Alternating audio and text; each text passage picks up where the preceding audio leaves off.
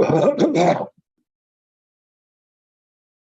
Sinha joined Bhabha Atomic Research Center in 1976 after coming back from England and was appointed Director of Variable Energy Cyclotron Center in 1987.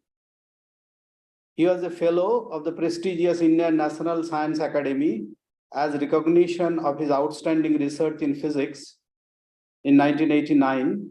He was also a fellow of National Academy of Sciences, Allahabad, the fellow of the Third World Academy of Sciences, Italy, and the Indian Academy of Sciences, Bangalore. Dr. Sinha established the challenging project of superconducting cyclotron, radioactive ion beam source, and extremely relevant sociologically medical cyclotron and regional radiation medicine center. Dr. Sinha held the concurrent charge of director, Saha Institute of Nuclear Physics, Kolkata, from November 1992 to June 2009, and was the Vice Chancellor of West Bengal University of Technology from February 2003 to December 2003. Dr. Sinha was conferred Padma Shri Award in 2001 and the prestigious Padma Bhushan Award by the Government of India in 2010 for his significant contribution in science and technology. Dr. Sinha was a recipient of R.D. Birla Memorial Award of IPA. Other recipients are Professor Abdul Salam and Professor S. Chandrasekhan, among others. Honorable Prime Minister of India nominated Dr. Sinha as a member of the Scientific Advisory Committee to the Prime Minister from January 2005 to 2013. Dr. Sinha was recipient of Honoris Causa DSc from National Academy of Sciences of Ukraine in 2005. Ministry of Human Resource Development appointed Dr. Sinha as the chairman of the Governing Council of National Institute of Technology, Durgapur, from 2005 to 2014. Among numerous books that he authored, the book in Bengali, Sthan Kal o Bisholok, received much appreciation. Dr. Sinha recently received Banga Vibhushan Award and Rabindra Puraskar from West Bengal government. Dr. Sinha passed away on 11th August 2023. Now, as I said at the beginning, the span of Dr. Sinha's colleagues and friends are in all time zones. So we have tried to bring together all the colleagues here. And I would like to start the program with comments from Dr. Sumit Som, Director VECC. Dr. Som, please.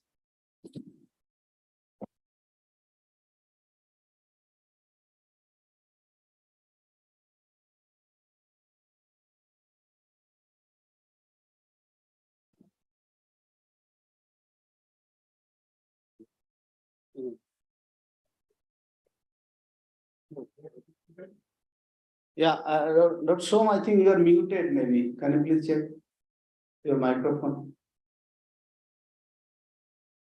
No.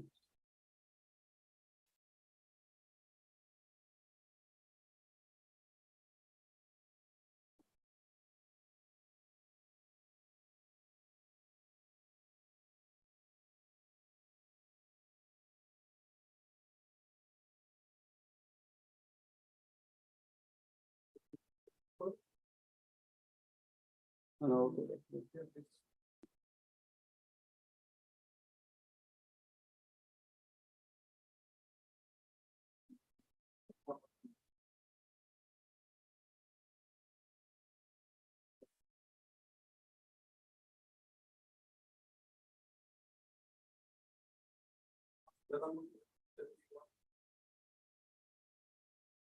Just to check, Vedanga, could you please say a few words just to check that we can hear?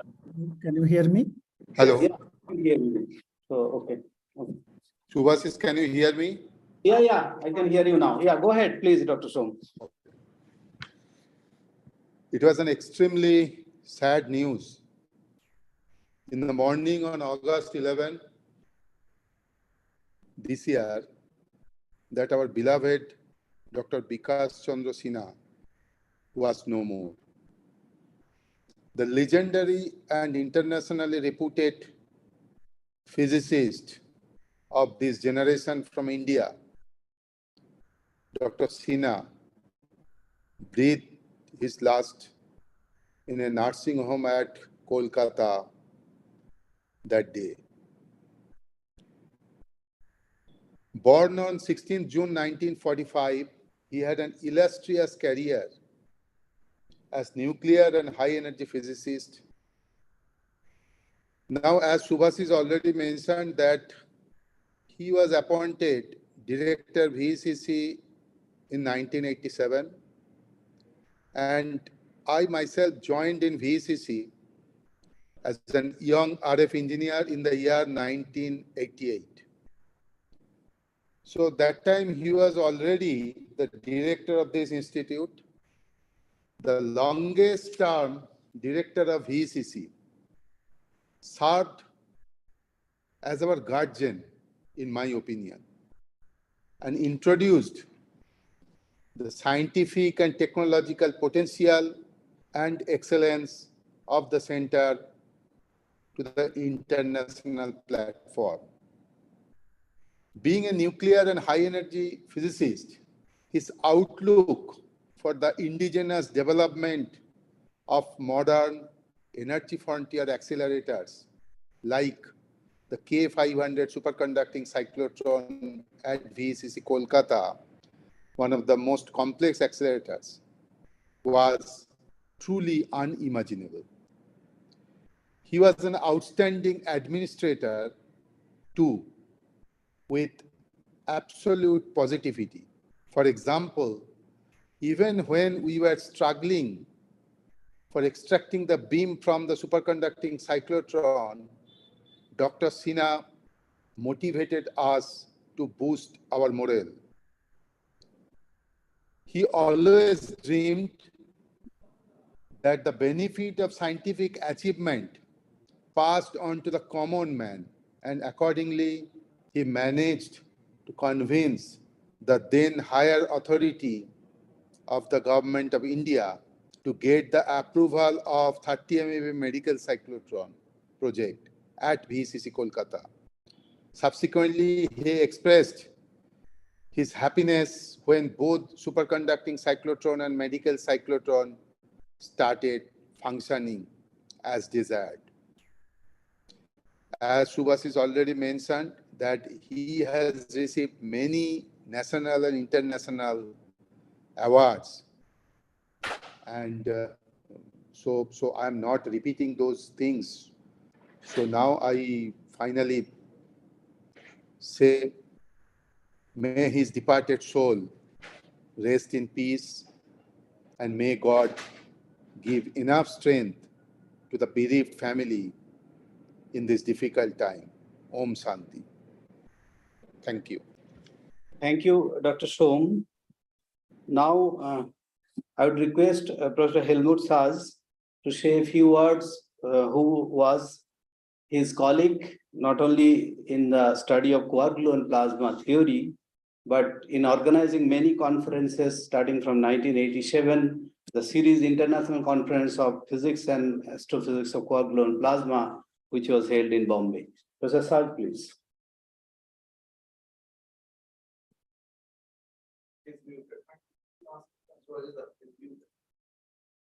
Sir, you are muted from your end. Do you hear me now? Now I can hear you. You hear me?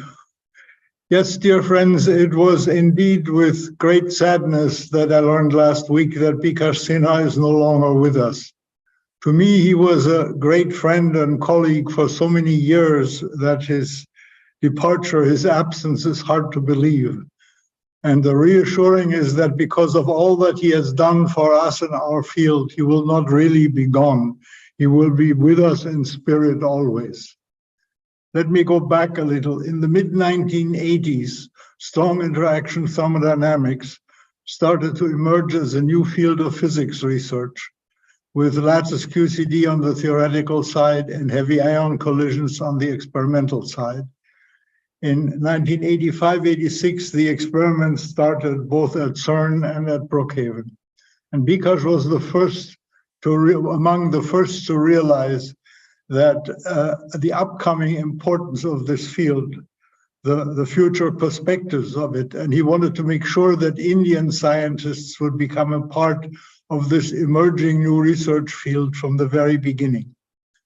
I first met Bikash in 1987-88 at a meeting he had convened at the Tata Institute in Bombay, the International Conference on the Physics and Astrophysics of the Quark-gluon Plasma, the ICPA-QGP for Indians.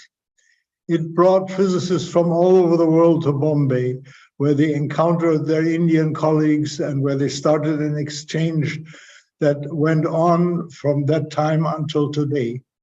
In the words of Bikash, it was really natural that India would feel the urge to become a full partner in this exciting game of the quark-gluon plasma from the very beginning.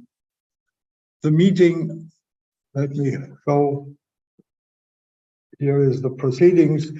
The meeting was such a success that it became the first ICPA-QGP, with successors following in Jaipur, Goa, Calcutta, and elsewhere. This year, I believe it featured the 8th in this series in Puri. Thanks to the efforts of Bikash, India soon became a major player in the field and was recognized as such really worldwide. In the year 2008, the main conference of the field, Quark Matter, was convened in Jaipur, convened by Bikash. And it was not just the meeting. Thanks to his efforts before the meeting, he convened together with Surav Sarkar and myself a school for over 100 students from throughout the world to introduce them to the problems addressed in the field and to the ways we had to solve them. That illustrates for me the other side of Bikash. He not only made himself important and seminal contributions to the field, he also made sure that the possibilities of the field and its charm was passed on to the next generation. And throughout his efforts, this transfer will continue even now when he's no longer with us. It will continue and the students will remember what he had started for them. His contribution to Indian physics will forever remain a memorial to him. May he rest in peace. Thank you. Thank you, Shar. Now, I would like to call upon someone, which is former director, former DG of CERN, Professor Rolf Hoyer. CERN was Dr. Sinha's second home. Like us, who were in 30s that time, he brought the dream of CERN to us. And many of us had the opportunity to work and visit CERN. That's all because of him. So I would like to hear from Professor Hoyer, please. Thank you so much. I must say it was a real shock for me last week when I learned from the email from India that Bikash Sinha has passed away. We have worked together for quite some time, especially, of course, on the CERN issues. So what characterizes Bikash Sinha for me? And I want to give a few examples which I hope I will always remember of Bikash. First of all, of course, he was an excellent scientist, and that will be covered by many other people. But he was an excellent scientist, always looking forward, looking where are the next challenges and how can we tackle them. But not only looking, he was also executing and pushing what he thought is necessary to achieve progress. Bikash was a believer in international cooperation. Science is global, and science has to be performed globally. He was convinced that we have to go beyond institutional, beyond national, beyond regional borders, and that we all have to work together. That means learn from the others, and at the same time show the others what we as a country can achieve. In this spirit, India became associate member of CERN in 2017. I must say it was a long road to reach that status, and Bikash was a driving force to make it happen. I remember many discussions on that road together with him until we got to the approval. But Bikash was also thinking beyond scientific boundaries, beyond scientific borders. The best example is the International Conference on Macrocosm, Microcosmos, Accelerator, and Philosophy. It shows his broad range of interest, not only concentrated on his core science, nuclear and particle physics. And I was happy that, although only remotely, I could join this conference and I could see Bikash again in action. And that was in May last year. But another very interesting aspect of Bikash is he saw a natural link between pure science and philosophy, and that research should be correlated, scientific research, with social sciences and with literature. Therefore, he founded the Center for Natural Science and Philosophy in Kolkata, the Tagore Center. He named it after Rabindranath Tagore, the Indian philosopher and composer. And the aim was, or is, in order to establish this link through synergy between philosophy and science. And if you look through Tagore's writings, you find many such links. Therefore, I would like to end with a very slightly modified quote from Tagore's song offerings Gitanjali. So I don't know if I pronounce it correctly. This is this book of the song offerings Gitanjali. To my mind, it characterizes well Bikash thinking, and I hope that you would have liked it as much as I do. I quote, "Where the mind is without fear and the head is held high, where knowledge is free, where the world has not been broken up into fragments by narrow domestic walls, where words come out from the depths of truth, where tireless striving stretches its arms towards perfection, where the clear stream of reason has not lost its way into the dreary sand of dead habit, where the mind is led forward into ever-widening thought and action. Into that heaven of freedom, let the world awake." Thank you, Bikash. I'm happy and privileged that I met you. Thank you, sir. Now, in 2007, there was an European conference or European Union meeting in Delhi, where Dr. Sinha arranged an agreement that was signed between Germany and India, which was the beginning of Indian participation in FAIR, Facility for Anti-Proton and Ionization. Dr. Sinha, that was the beginning, and India is the third largest contributor in this FAIR project. So I'd like to call upon Professor Paolo Giubilino, Scientific Director of FAIR, and Dr. Sinha's former colleague as ally spokesperson. Paolo, please. Yes, I thank you for giving me the opportunity to talk now. Of course, it's difficult to speak in a formal way of someone who was first and foremost a friend, great personal friend, someone who really meant a lot in my life as a scientist, but also just as a normal, general human being. But you mentioned, and I think it's really important to remember the role in the two things which have been my life for a very long time, and it is first the ALICE experiment at the LHC, and then the FAIR project here in Germany. I would say FAIR as a world project exists thanks to Bikash. This is what has, his role is what has made this beyond the European project, the world project. He, as a visionary figure, has brought India, saying the Indian scientific community, not just to a membership, but to a leading role in the definition of the FAIR project, in its design, in its construction, with a convergence of, imagine at the moment there are 23 Indian institutions working here. This is an enormous involvement, and industries that realize components. This is a major legacy, because this is continuing, this is ongoing, this has Bikash name on it.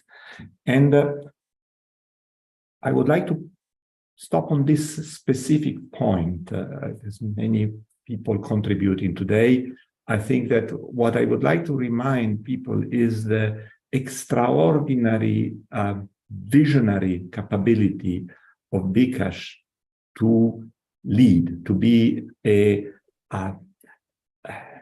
to have the charisma to get people to rally behind him, and then execute these projects over long times. These are the Indian participation in FAIR required 20 years of work. The Indian participation in ALICE is same. These are very long-term projects that only if they are inspired by the leader, so that people will stick together, overcoming their differences and their different opinions through these long projects, this can really happen. So this charisma, this capability to motivate people to work together, to have this vision that then would transform into actual realizations. I would like to remember one for all that was in ALICE. At some point, there was a decision that the integrated electronics for the readout of our muon chambers would be realized in India, the so-called Manas chips. Today, we know India electronic industry is such that this would be of no big event.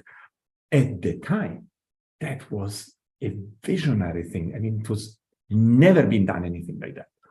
Yet he believed in it, and it was a very ambitious project. People with different know-hows from all over India and industry got together, and this was actually realized. It was a success. It was used for the muon chambers. It was used for the PMD. It was used for other detectors in ALICE. This was, for the time, something unheard of, that you would just say, no, we don't pay, we develop at home. Something that was never done before. And similarly, when in FAIR, it was decided that India would take a major role, it was already mentioned, it was the third largest contributor in the world to the project. This was again by building things in India and getting people to realize high-tech components there. So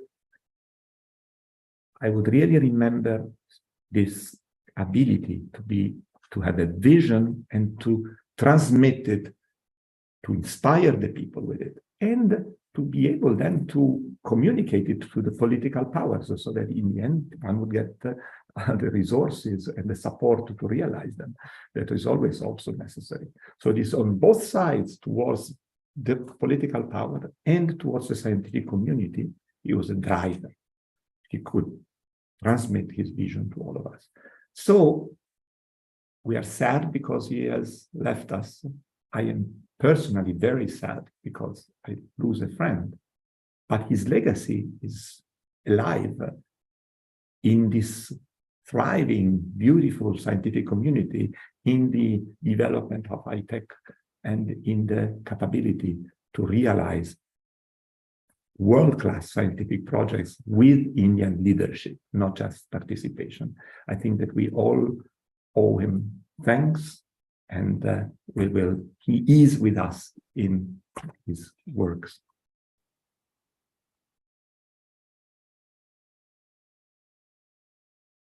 Thank you, Paulo. Thanks for your message.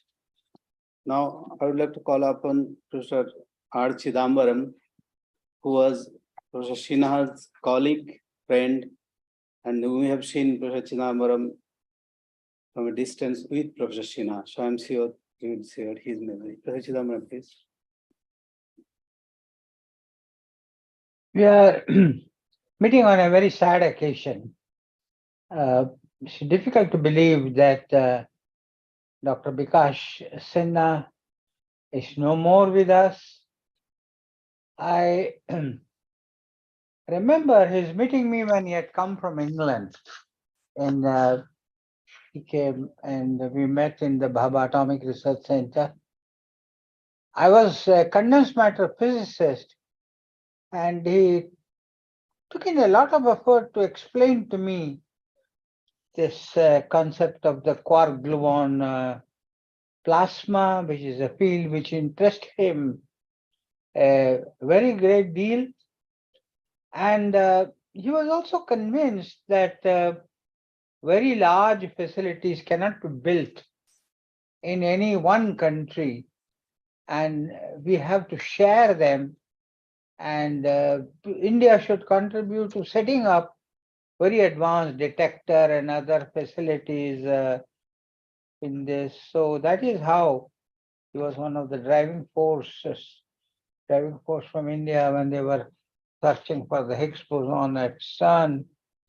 And also, he led his team to do experiments at the relativistic heavy ion collider at the Brookhaven National Lab in the US, and the facility for antiproton and ion research in Germany. But as I mentioned, he was best known for his work on the quark gluon plasma. Of course, he said we should go in for international collaboration and share international facilities, but he thought that at the same time, Indian institutes must have, on the one hand, state-of-the-art facilities to remain globally competitive, but at the same time, we should make arrangements so that our bright scientists have access to global facilities. Of course, he went beyond that when he became director of Saha Institute and the Variable Energy Cyclotron Center. I know that he also encouraged, promoted research in material science and biosciences. There was a meeting on India at the Large Hadron Collider held more than 10 years back, 2012 actually, joint project of the DAE and the Department of Science and Technology. And then he gave a very good talk on why mega science. And he explained to the audience how we should bring in various institutes together, both government institutes and universities, national labs and universities. And he talked about the India-based neutrino observatory then coming up in Teni. And he was also setting an example, saying that if European countries can come together and set up such facilities in CERN, SAARC countries should also think of jointly establishing research facilities in this part of the country. Of course, not much has happened along those lines. Sinha was proud of Kolkata's science heritage. As you all know, there have been pioneering scientists who have come from Kolkata even before independence. Jagdish Chandra Bose, Satyendranath Bose. Bosons is named after fermions and bosons. Spin half fermion, spin zero or integral boson, that is Satyendranath Bose. And also C.V. Raman did pioneering work in the Indian Association for the Cultivation of Science in Calcutta. And over coffee table, he will discuss. He was determined to make Kolkata a city of science again. I think his passing away is a great loss, not only to Calcutta and West Bengal, but to the entire nation. And I'm sure that Indian nuclear physics and particle physics communities will miss Dr. Bikash Sinha's wisdom and advice.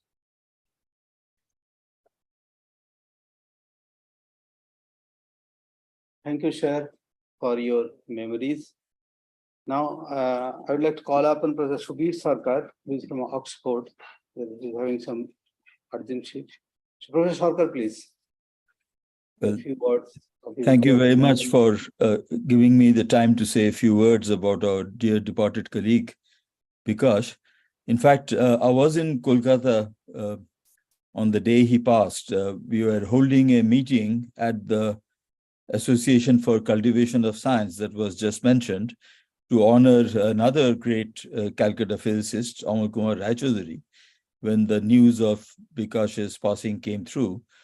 And to tell the truth, some of us knew that he had not been well, but nevertheless, it was a real shock, especially since less than a year earlier, I had been in Calcutta in May for the MMAP conference that Rolf Hoyer mentioned, which was to celebrate Bikash's 75th, although it was delayed for a few years due to the pandemic. And I had the privilege of helping to release Bikash's collected works, which was, in fact, to have been done by Roger Penrose, who is also from here.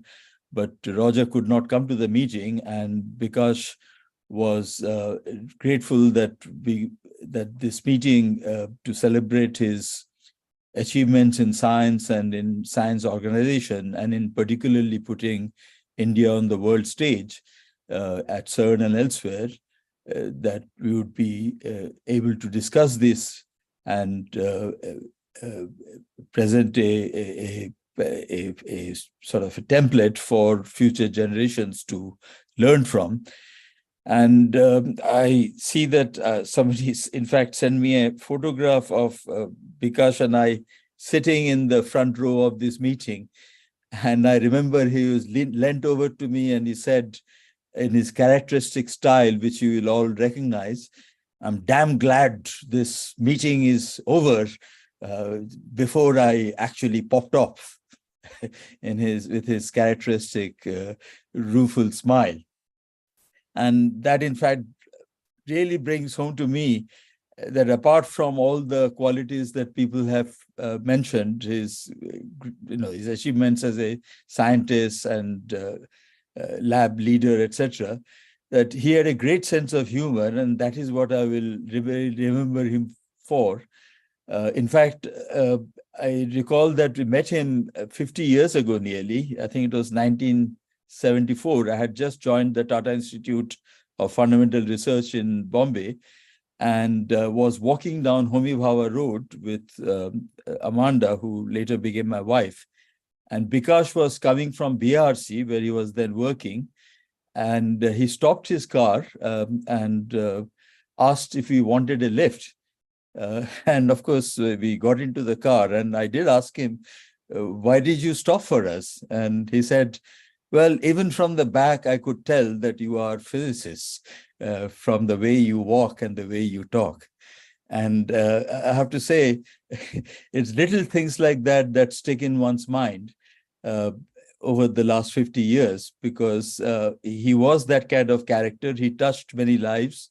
He became friends with many of us, not just a colleague. And I would like to remember him like that, full of life, full of hope, full of joy, full of aspirations for his country.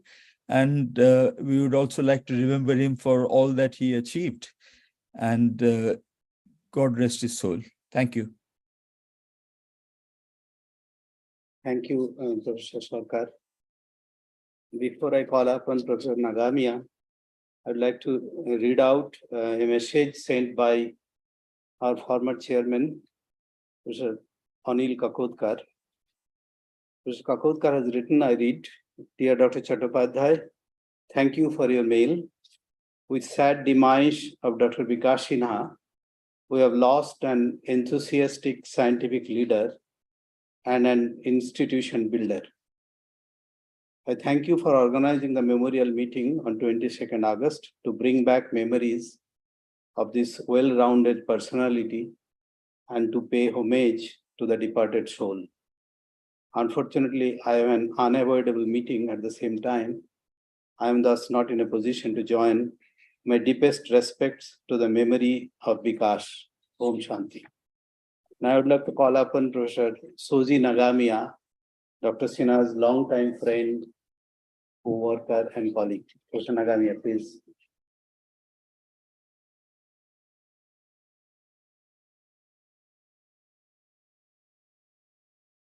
I have a slide. Can you see it? Yes, we can see. No problem. I met with Bikash Sinha when he was in his late 30s. Around those days, I started a relativistic heavy ion collision experiment at the Beverlock in Berkeley. This physics was very new, and Bikash and I were very excited by this new field. After that, Bikash visited me in Tokyo in the early 1980s. We discussed a new field, but he was also interested in Japanese low-energy nuclear physics, so I introduced my friend Dr. Kamitsubo at RIKEN.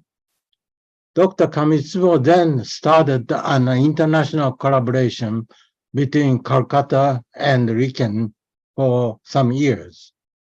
In 1984, I visited India for the first time to attend a conference to celebrate the 60th anniversary of Dr. Raja Romana.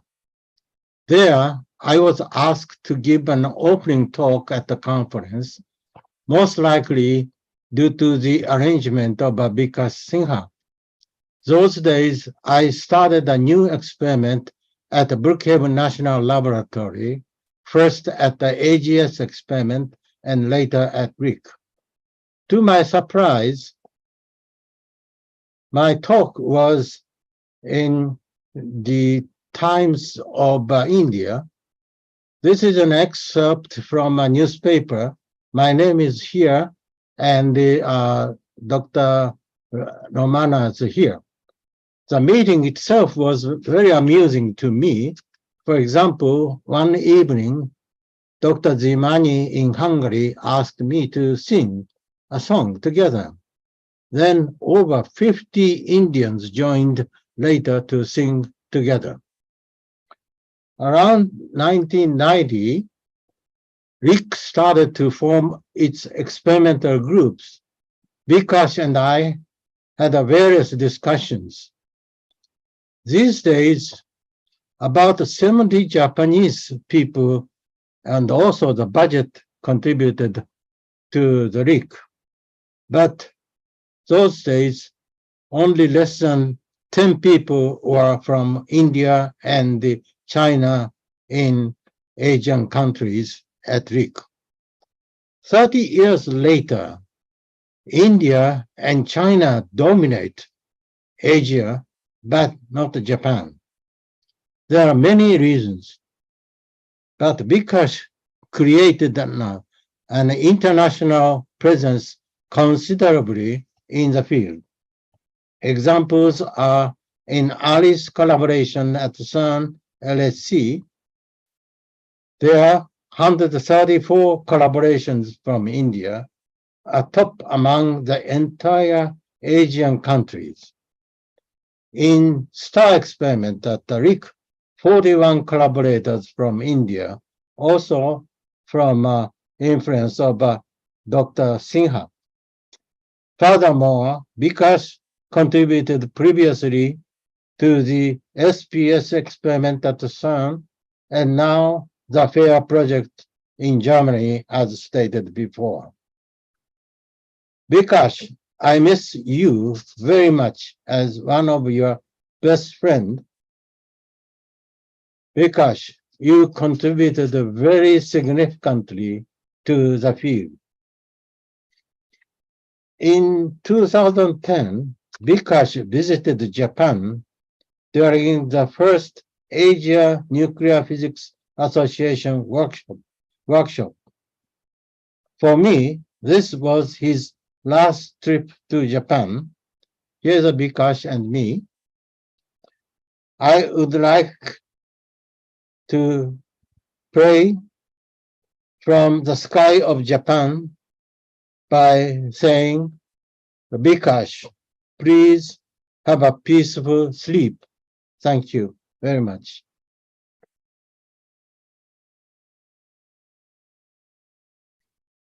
Thank you, Professor Nagamiya.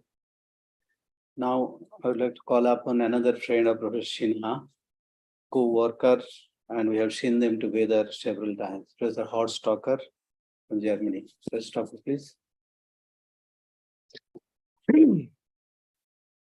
Dear friends, dear Aparna, Rhoda and I have been shaken by the sad news. We met Bikash already many decades ago, first time actually with Larry McLaren in California. And we had so many good times together over these decades that I can not believe how big the grief is that he left us. Bikash was an excellent theoretician. Many of you know that he is a great scientific leader, and we heard about how this was established for the whole Indian and Asian communities all over the world, participating in big collaborations as a major player.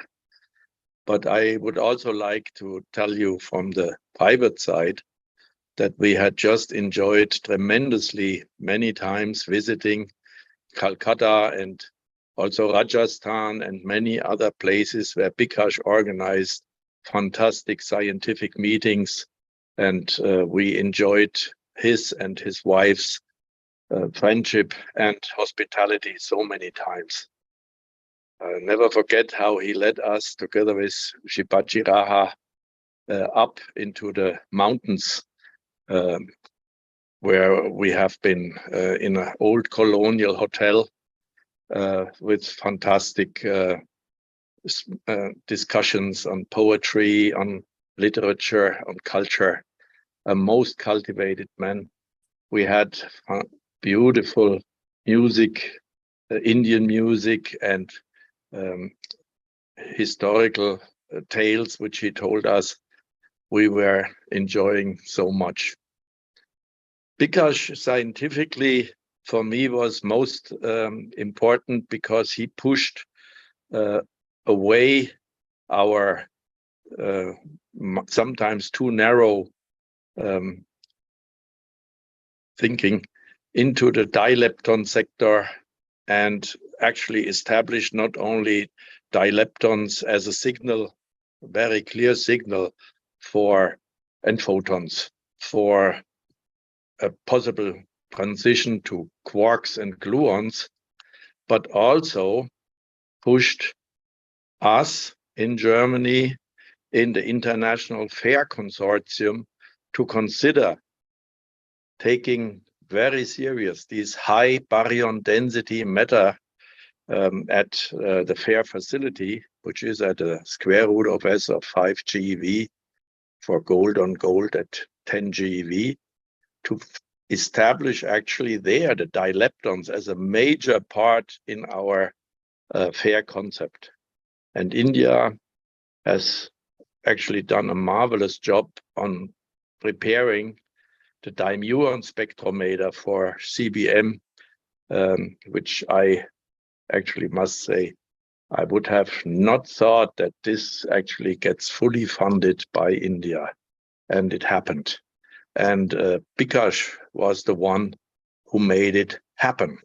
Not only the general vision, but actually his most important contribution from the theoretical part for the fair facility would work. And also many German groups have then joined the leading role of Bikash and Shivaji Rajas and Dinesh Srivastava and all the many gentlemen and ladies who have been participating. Still today, we have excellent Indian collaborators here at the FIAS in Frankfurt, at GSI, also in the theory sector. I just would like to remind that we just a few weeks ago returned from Kerala, from our workshop, where Bikash unfortunately was not able to participate anymore, where we discussed also the collaboration between nuclear physics and astrophysics, which is so close. Neutron star mergers, which have now been observed, are nothing else but huge heavy ions colliding. And we found, and this was discussed, he would have had a lot of fun with this in our comparison of the temperatures, the entropies, the densities, which are actually produced almost identical in both heavy ions and neutron star collisions. He was always very fond of the idea that at FAIR, we are doing cosmic matter physics in the laboratory. And I have to bow deeply.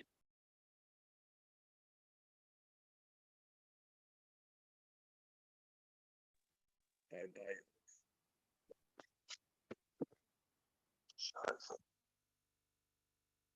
Thank you, Chair. Thank you, Professor Stalker. Before I call Professor Hatsuda, I'd like to read out a message from another closest friend of Professor Sinha, who is Hans Gudbrod. Without the collaboration with Hans Gudbrod, I don't think any one of these experiments or endeavor that we talked about would have taken place. Hans wrote, I am deeply heartbroken for having lost my soul brother Bikash. In 1978, I met Bikash at an Edinburgh conference. Then I was starting to build the plastic ball detector, which allowed us shortly later to justify the relativistic heavy ion physics by the discovery of flow phenomena. Bikash and I respected and liked each other immediately, and the long-lasting friendship had been started when I learned that he, a theorist, became director of VECC. I contacted him in 1986-87, asking if VECC collaboration can collaborate in my CERN SPS experiment.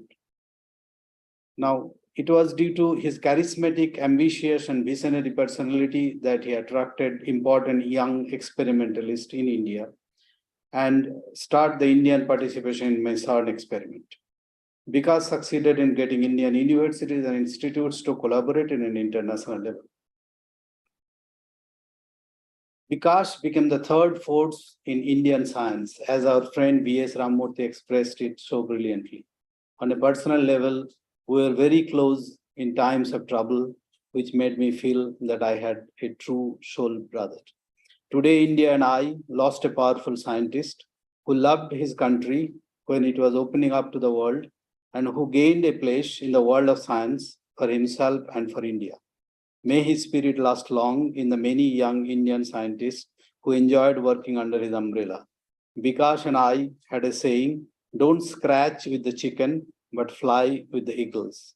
Together with my wife Ursula, I would like to express my warmest condolences to the family of Bikash and to the close collaborators in Kolkata.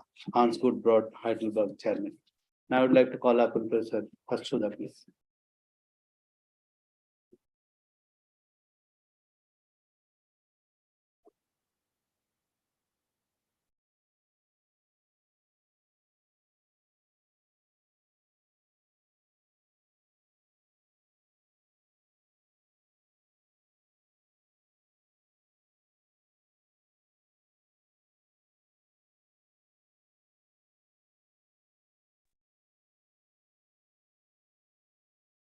So can you see the slide?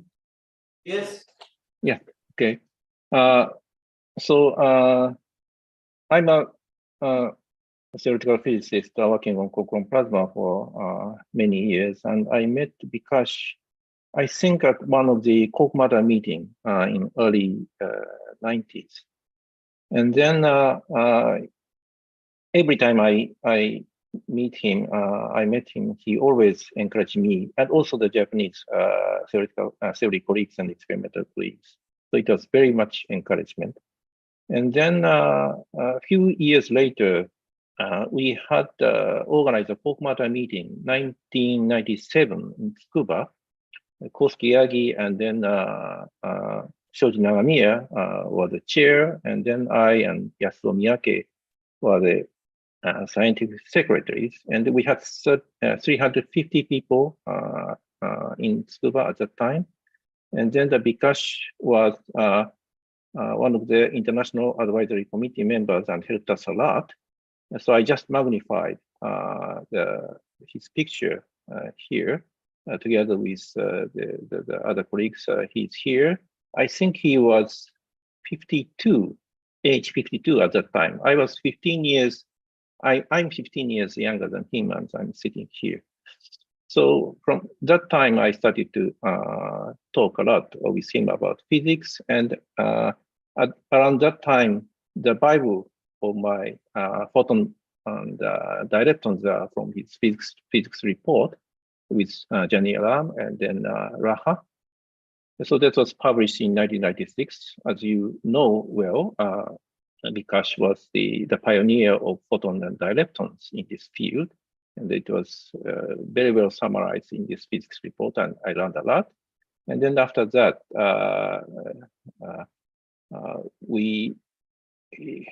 I was lucky that we could write a paper together with Bikash in Annals of Physics, and then VECC together with Jani Alam and others. So this was around 2000, and then we had another Kokumada conference in 2015, and I was one of the chair of this Kokumada conference together with Yasuyuki Akiba and then Hamagaki-san. And this time the size was doubled somehow. It's something like 700 people around, and I had hard time to find him out in this picture, but I could find out his picture taken by one of the photographer in the Kokumada 2015. This was the question session that I think in the plenary talk in the first day, he stood up, and then as usual, he has energetic questions and so on and so forth.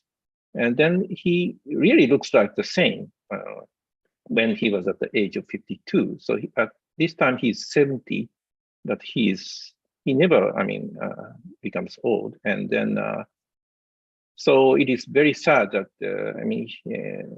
he passed away at the age of 78, but okay. So this was 2015, and it was October, and then right after this conference, he kindly came to weekend. So I think this is the last time he visited Japan in person instead of 2010. And then he gave a talk at weekend about mega science in India and global perspective. I was very much impressed by his talk, what he has been doing for international collaboration and so on and so forth.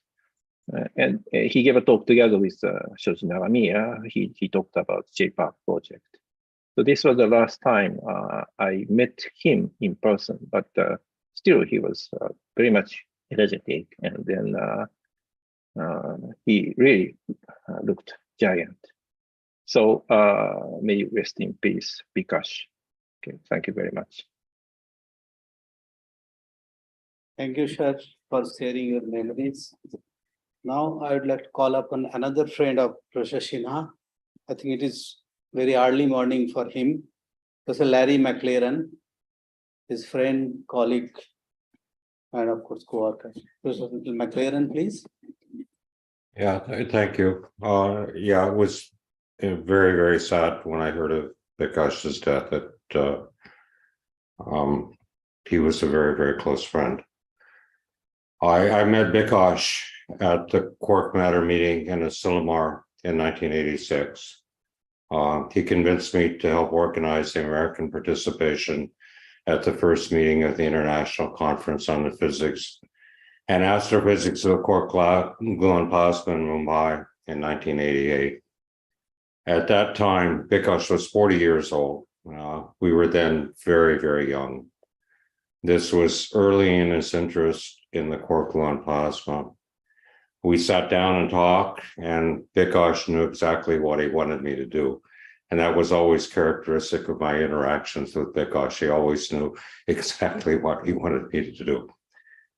It was my first contact with Bikash, and I liked him immensely from that time. He had incredible energy, and he thought through what he wanted to accomplish. And then he organized the people around him to accomplish these goals.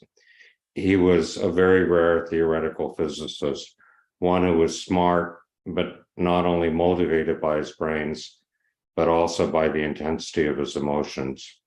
He had a vision of theoretical physics, and he had the skills to implement this vision. Later, at the meeting in Mumbai, the first meeting in the International Conference on Physics and Astrophysics of the Quark Gluon Plasma, Mumbai, Bikash appeared in a different environment, and he showed his love and understanding both of music and poetry. He was a person who was really driven by internal emotions, and that was what was most important to me in Bikash. Through Bikash, I got to know Dinesh Srivastava, who collaborated with Dinesh on issues related to experimentally probing the properties of the high density matter produced in nuclear collisions, and they, together with Shivaji Raha, did innovative work of importance and lasting value concerning electromagnetic particle production and heavy ion collisions. It was difficult to develop such ideas in what was the relative isolation of India at that time. We forget how hard it was then, when the internet was not fully developed, and when you did collaborations, sometimes you had to have phone calls, which were very expensive, and the actual real contact and interaction was not as intense as it is now. This was before the internet tied us all together, and it was difficult. This was one of the many reasons why Bikash wanted to have a meeting in India in this field, because it would increase the interaction and develop collaborations between people. We met at many meetings, and at times we both got tired, and we wanted to avoid large crowds, and we'd go off someplace and we'd have a quiet dinner. We would invite some close friends, and we'd have some peaceful and relaxed conversation. Bikash was driven by the desire to understand things new and the thrill of understanding something not understood before. Along this path, like a hurricane, or not a hurricane, it's a constructive force, the opposite of a hurricane, he built strong and renowned institutions, since he knew that making an environment where there is a thrill of understanding is something that is the ultimate gift that one can make as a scientist. Thank you.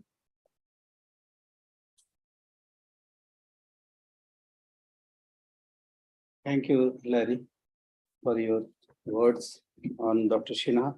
We all miss him. Now, I would like to call upon someone who is an experimentalist, low-energy nuclear physicist, and Dr. Sinha used to call him Vivek. So, Professor Datta, please. Yes. Can you hear me, please? Yes, I can hear Okay. you. So, as Subhashish has already pointed out, my area is not the one in which Bikash reveled in, but I would like to say a few words about my interactions with Bikash, because I knew him since about 1976 when he first came to BARC. And in fact, we shared, my earliest memory of Bikash is that we shared a room number 9 in Bandigraph. And I also remember one of those occasions when Dr. P.K. Iyengar, I think he was the director of VRC at that time. He came to Vandigraph as he used to do in one of those rounds, and he talked to whoever was in at the time. And one such encounter which he used to relate or used to recount with relish was P.K. Iyengar asked him, what are you doing? This was his usual question. And Bikash nonchalantly says, I am thinking. This reply, then of course P.K. Iyengar had to go away and look for other people. Anyway, there used to be, conversations in the coffee club, which happened to be in, again, room number 9. So Bikash used to convene that. And sometimes he would invite me, or sometimes somebody else would invite me, because I was just in the other part. It's a big hall, and he was sitting in one part of it, and I was sitting in another. And of course, I remember Nataraj Sharma's sharp remarks quite often, and everybody would burst into laughter and so on. So these are some of the things that happened at Vandigraph Laboratory in the late 70s and maybe early 80s. Then, of course, he moved to VECC, initially as a director in waiting, when I think Ajay Divetia was still the director at that time, but shortly Bikash would take over. And on one of our trips to VEC, for instance, I remember that he used to come to the control room. We were waiting for the beam on target, the whatever 40, 50 MeV alpha beam. And sometimes there would be some problem or the other, one of the big systems, RF or main magnet power supply or something like that. And then he used to try to understand what the problem is. If there was going to be a delay, he quite often facilitated extension of beam time, which we had lost due to these various problems. He was very positive in that regard. He would tell his colleagues, these guys have come all the way from Bombay, and don't disappoint them. I mean, give them some more time to complete what they're hoping to do. He also had other, as somebody has pointed out, there are other social aspects to him.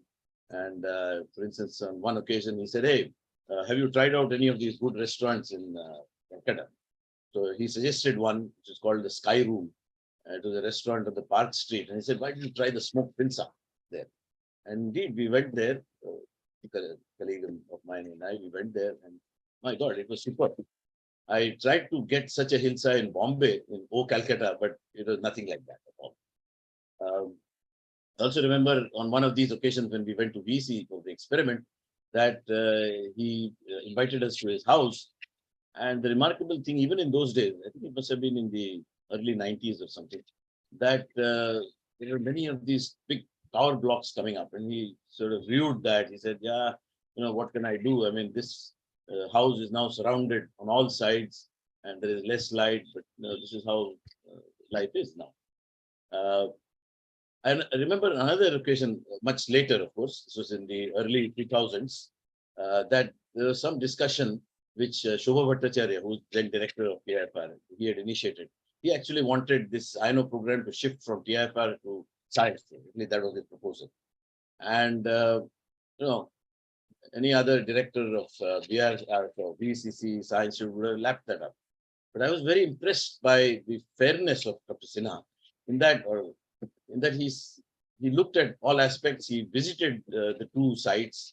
Ramam was in West Bengal, northern part of West Bengal, and Puttipuram is in Tamil Nadu. He visited both. And finally, he chose to support the site in Tamil Nadu. So I was many of us in INO were very impressed by this. I also admired his support of young researchers in Kolkata, which made actually VC the sought after place of work by many of the VRC training school toppers in the physics batch. I remember at least half a dozen of these young guys, either toppers or near the top somewhere, who want to go to Calcutta. And he encouraged these young scientists, of course, also the not so young scientists, I should say. I had an opportunity to meet his family members at the MMAP meeting that was organized last year in May. His wife, Aparna, his daughter, and his son, and they're, I think, for the first time, had a wonderful evening at the Bengal Club in May 22. The last email which I exchanged with him following this meeting was that I didn't know whether he was a he loved Hindustani classical music. So I wrote to him saying that, you should, if you like Hindustani classical music, you should listen to these two masterpieces, namely in Rag Yaman by Vilayat Khan on the sitar, and another piece by Amir Khan, who is the vocalist, the master vocalist. Both of them are no more now. And he replied to this email and said that, yeah, I remember Vilayat Khan had actually performed at his home on his first so-called quote-unquote rice ceremony that they have, I guess in Bengal, this is a custom. And so he remembered Vilayat. He said, I'm going to listen to him. Yeah, this is YouTube videos, both of them, which I have sent the links to. Finally, I wish his family members well and the mental strength to bear the loss of a dear one. Thank you. Thank you, Dr. Datar. Now I'd like to call upon someone, Professor Blezo, who was in India, in Puri, in February, which was the 8th conference of ICPA-QGP, which was started in 1987. And there, Dr. Sinha made a statement, remembering that first conference, that I am going to attend the next conference as well, which did not happen. So, Professor Blezo, please.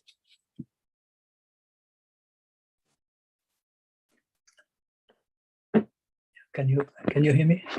Yes, we can hear him. Okay. Well,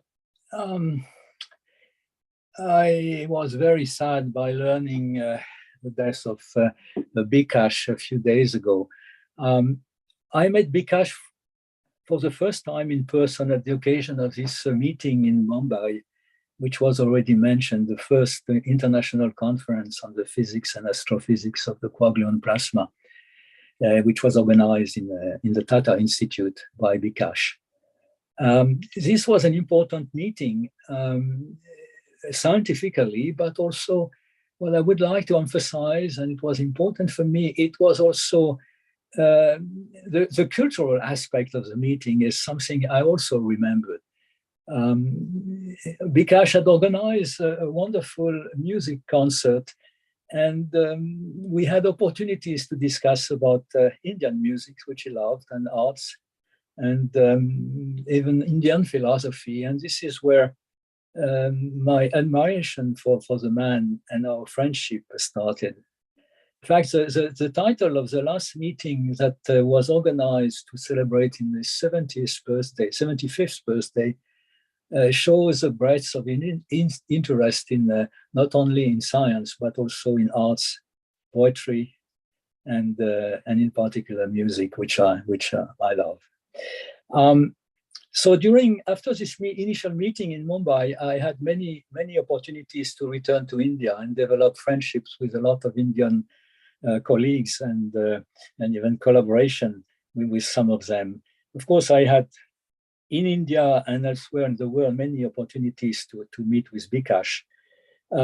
His role to promote science in his country has been already emphasized by many of the previous person. There is one aspect that I started to, it took me some time to really appreciate what he was, the vision and the role he was playing in India. But I remember I had been sitting in the International Advisory Committee for quark matter meetings, and I remember the very patient but strongly systematic push of Bikash to convince the member of the International Committee to bring the quark matter meeting to India. And he finally succeeded and organized this wonderful conference in Jaipur in 2008. So Bikash was a friend indeed, and I also remember a particular event which we shared with Larry McLaren when we celebrated our 60th birthday in Paris. Bikash came to that meeting, and I do remember vividly some of the kind words that he said at this occasion. So to me, it is indeed a great loss. I was in India in the beginning of the year, as it was just reminded, for this meeting, this ICPA-QGP meeting number 8, if I recall. Bikash was there. He was weak. I had a chance to chat with him a little bit, but his mind and good sense of humor were still intact. And he gave a talk on a topic which has been in his heart for the last 30, 40 years, namely on the strange nuggets of matter as possible relics of the 2GP transition in the early universe. But perhaps, and I would like to close on a positive note, before that meeting, I had the privilege to lecture at a school which was organized to prepare the student for the discussion going on in the formal meeting. And this was a great experience for me, because I had been lecturing in India many, many years ago, but it was absolutely wonderful to see this very lively community of young people, very enthusiastic, very knowledgeable, doing very exciting science. And I would say that this is the legacy of Bikash that he could be proud of. Okay, thank you. Thank you, Sher. I now call upon someone we have seen from a distance the friendship between the two, Professor V.S. Ramamurthy, former Secretary, Department of Science and Technology. Ramamurthy, sir. Thank you. Bikash and myself have been interacting and working together for little more than 50 years. I still remember my first meeting with him. He was visiting BRC, and we were sitting in a room in modular lab. Suddenly we find one young person, tall. Says, "Who is Ramamurthy?" I was shocked. I said, "I am the person." He says, "I want to talk to you." I said, "Okay, let's sit down and talk." And we started talking about what we do. He asked me, I asked him. And that was the beginning of our academic interaction. We soon realized that our cultures are very different. At that time we were, most of us at least, who were coming from the training school, had difficulty in spending a lot of money.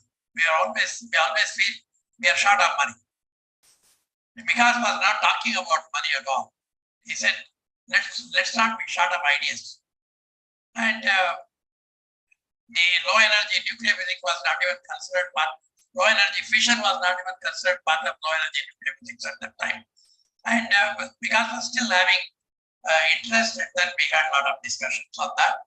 And then we parted ways, because that was the area that's not the area of interest to him, even though it is interesting from the point of view of science. I have been on and off meeting him during that period. And then my next major interaction when he moved over to VECC. And the real interaction was, I was a member of a DST committee, which was looking at the multiplicity detector. And the original proposal was for a lead-glass detector, and it was approved. And after 3 months, Bikash came back and said, "No, we have decided that's not the best one. We are moving over to plastic detectors." There was a big hue and cry in the committee. How is it possible in 3 months we have not even started the program? You are changing it now. What is the guarantee you will complete it? You may change it again after another 3 months. A lot of discussions took place. And finally, it was agreed that this is a natural process in science. If you find something is not right, if you find something which is better than this, we should not be hesitant just because we have gone through the process at some stage. So it was changed, and probably for the first time in DST, it was changed. And I am happy that I was part of that decision, that you cannot be hesitant to change a decision if you think that's not the best decision. Incidentally, I also moved to Institute of Physics, and we became part of the experimental program which Sinha initiated. And Institute of Physics was a theory institution, and many people told me, what the hell you are going to do in an experimental program. We said, no, we will try to do it. There is nothing which cannot be done. And I think we did a reasonably good job of a small institute participating in this program. And it was Sinha who pushed us, do it, do it, do it. Of course, many of the colleagues have already mentioned about several other initiatives which Sinha has done, taken and put India into the international map of physics, contemporary physics. We will certainly miss him. And as Secretary, Department of Science and Technology, I had an opportunity to contribute to take the program to the formal India's participation in international collaborations. Dr. Chidambaram already mentioned about it, and I had a small role to play on that, and I'm happy I could do that. And any lesser Markle would have attempted something which only Sinha could do. My 50 years of association with Dr. Sinha was unique, and I'm very happy that I had an occasion to be a friend of him, a colleague of him, and a participant in his programs. Thank you very much.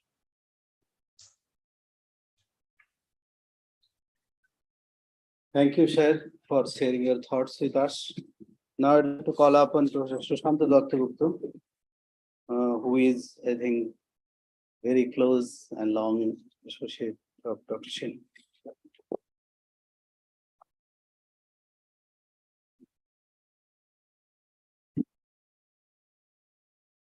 Death is an inevitable fact of life. A condolence meeting, as I understand, is to celebrate life and to emulate the departed soul for the values and visions he had inculcated. I have shared an obituary piece that I was asked to write for Current Science on Bikash Sinha with some colleagues here.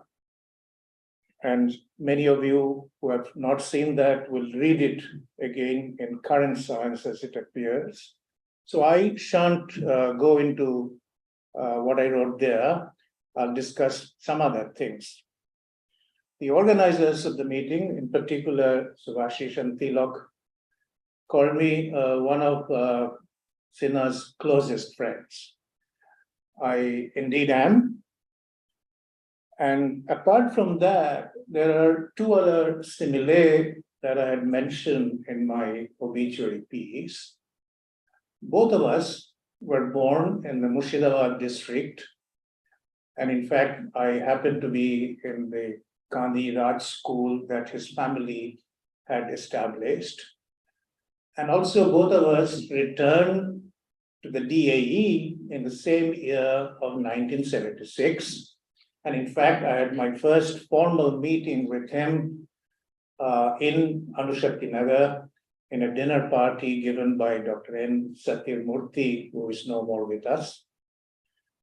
But there is something else that I didn't discuss, the third coincidence between Bikash and I, that at that time, we were dubbed as DRs, direct recruits from outside the training school.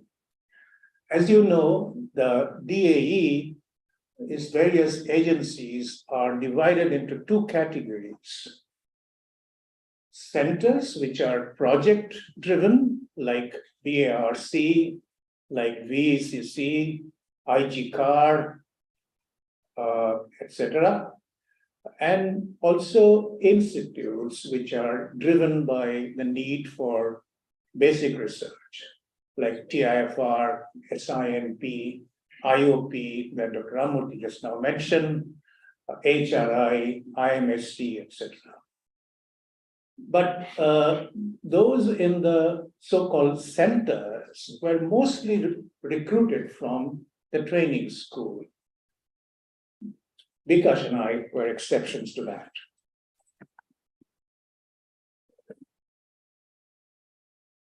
However, of course, I should say that there was a synthesis later on between the centers and institutes through collaboration with universities like the IUSC in Delhi and the IUC in Indore and Kolkata. As I said, that it was, however, I mean, as I said, Bikash first came to VECC, in fact, to the computer science program where we are having this meeting today in 1984 before he became director in 1987. And then he had the rare distinction of synthesizing two organizations within the same campus, unfortunately today barrier between the two, the VECC and the Saha Institute, a center and an institute. This, I don't think, was an accidental choice because to his core, Bikash was driven by fundamental science, basic science. This attribute of Sinha, like the founder of DAE, Homi Jahangir Baba, was imbibed from his Cambridge days. And in fact, he, as many of you remember, he would always come to all the seasons attired in a jacket in a true Cambridge style. So he had to assimilate two discernible, distinct cultures between VCC and SINP. He had to contend with the Jholawala intellectual image of the Bengalis. But Bikash marveled in doing that. And as you have heard, that despite his mooring in Cambridge, he was anchored into Eastern thoughts and very emancipated educational background through his upbringing in Kandy and in Paikpara and in Kolkata at that time.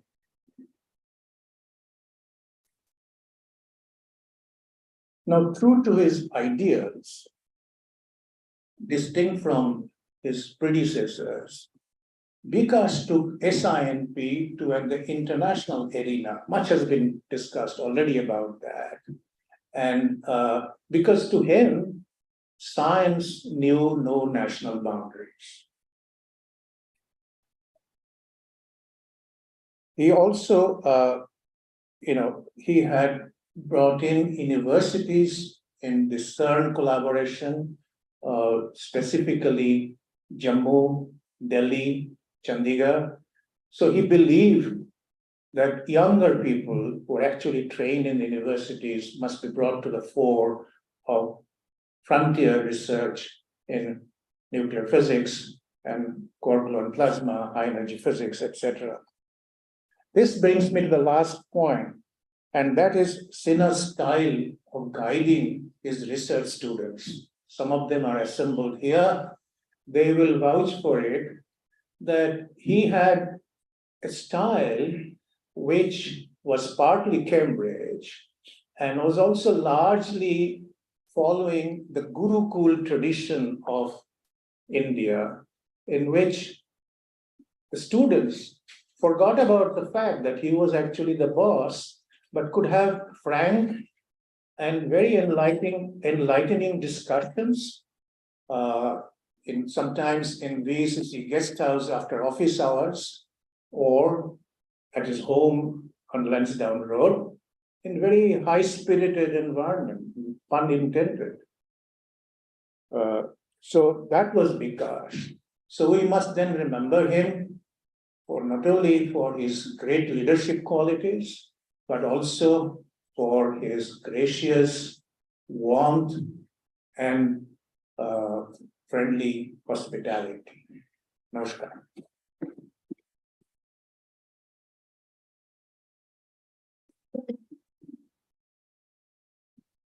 Thank you, Professor Dr. Gupta, for your words.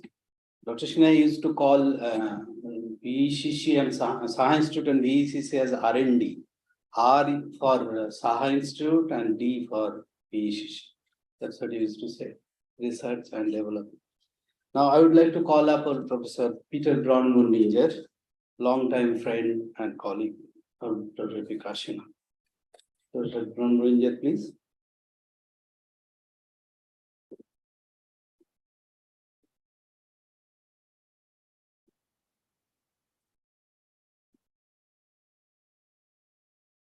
Not there. Professor Braun-Munninger, are you there? Okay, so we'll try again later. So we'll go to the next one, which is Professor R.K. Bhandari, Dr. Sinha's long-time colleague and associate, former director of VECC Kolkata. Professor Bhandari, please.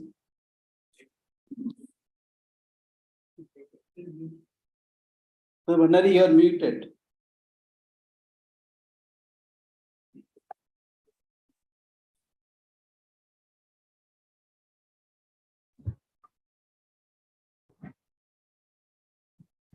Hello? Yeah, we can hear you. Dear colleagues, it was sometime in the middle of 1970s that we were trying to commission our cyclotron, the variable energy cyclotron. And at that time, we heard about one nuclear physicist who was par excellence, had joined the BARC. He had returned from England and had done some path-breaking research work in the nuclear physics. It was Bikash Sinha. Little did we know that he had great appreciation for technology, the accelerated technology, to be very specific. He organized a crucial national workshop at BARC in 1978 that gave very clear directions for this technology to further evolve in the country after the VECC had been commissioned. As far as I remember, the decision to build the synchrotron radiation sources at Indore in the country was most likely taken at this workshop.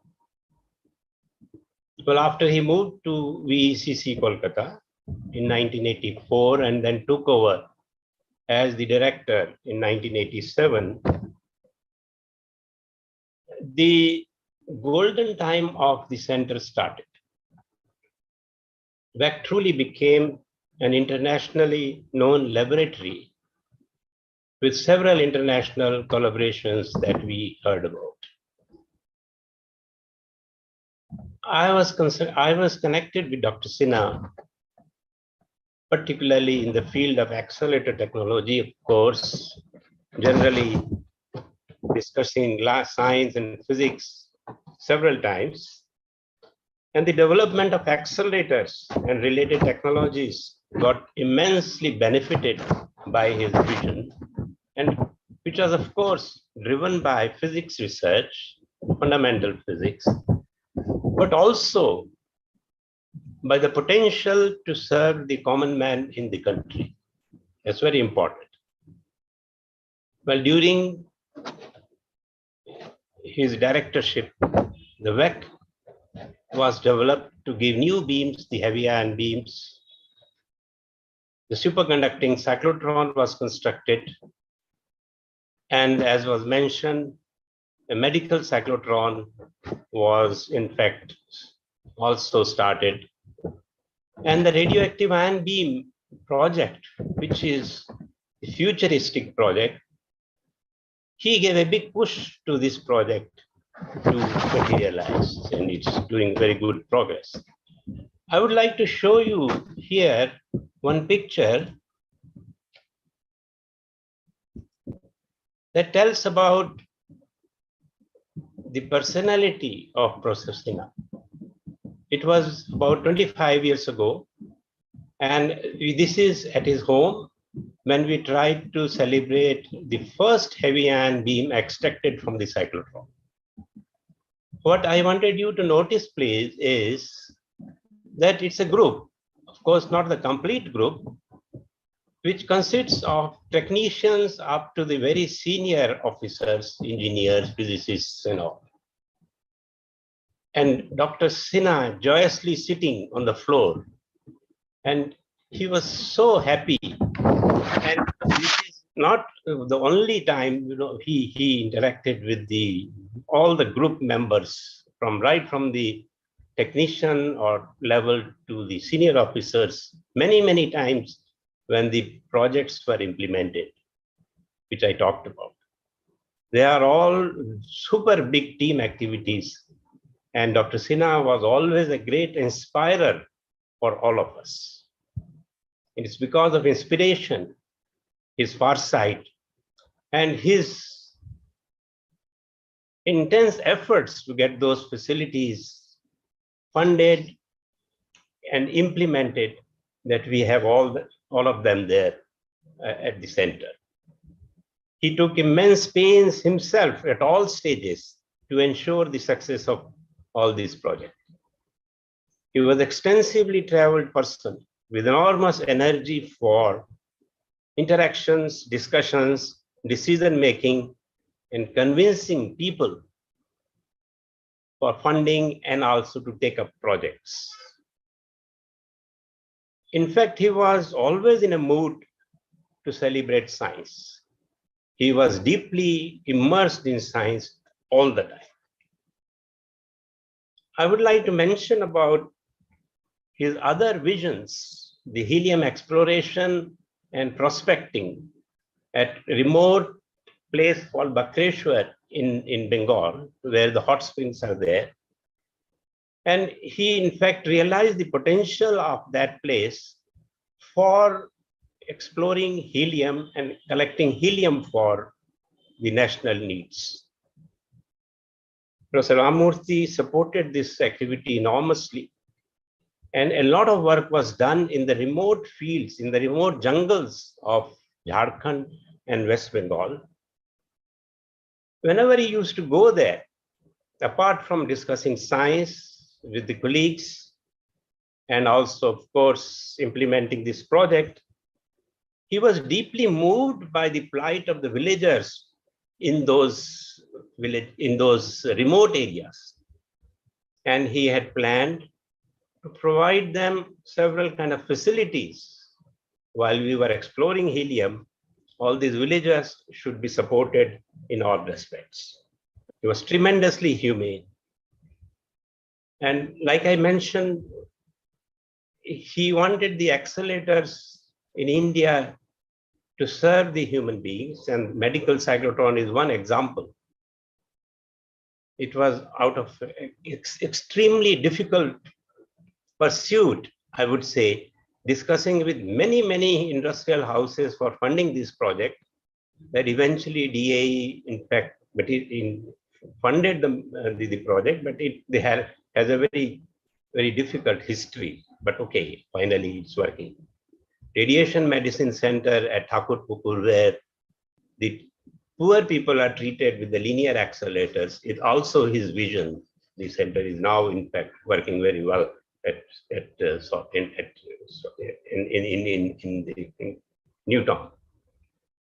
Well, he was an intense personality, but very kind at heart for all the colleagues, irrespective of their status. Everywhere, not in the center, everywhere he went. He was very versatile personality. He could discuss various topics of literature, art, history, music at length, in fact. And we were always spellbound by his knowledge in these areas. My association with him had a great influence on my professional life, and I owe a lot to Professor Sinha. And he will always be in our hearts. We will never forget him throughout our life. Thank you very much. Thank you, Dr. Bhandari. Whatever you said, they are all our words as well, because we have also seen him very closely. I'd like to call upon Professor Rohini Godbole, who also is a close associate and friend of Dr. Sinha. Professor Godbole, please. Thanks, Subhasis. Thank you very much for giving me this opportunity. I should say that unlike many other people here, I have not really interacted with Bikash so much on any specific physics investigation.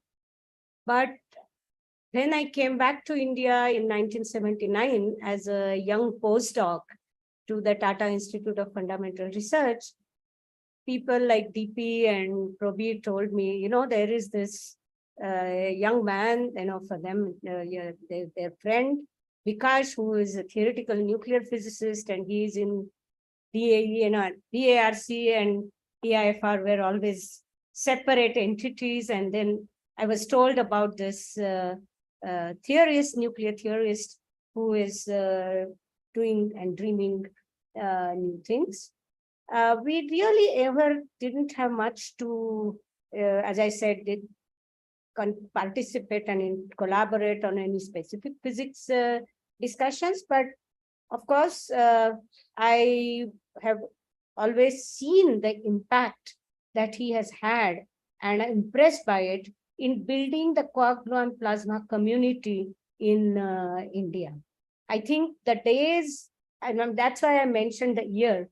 I mean, I think 1979, 1980, these are the times when one had not, you know, one of course already was involved in particle physics experiments at CERN, but the nuclear physics can progress and move in the direction of quark-gluon plasma and heavy ion physics.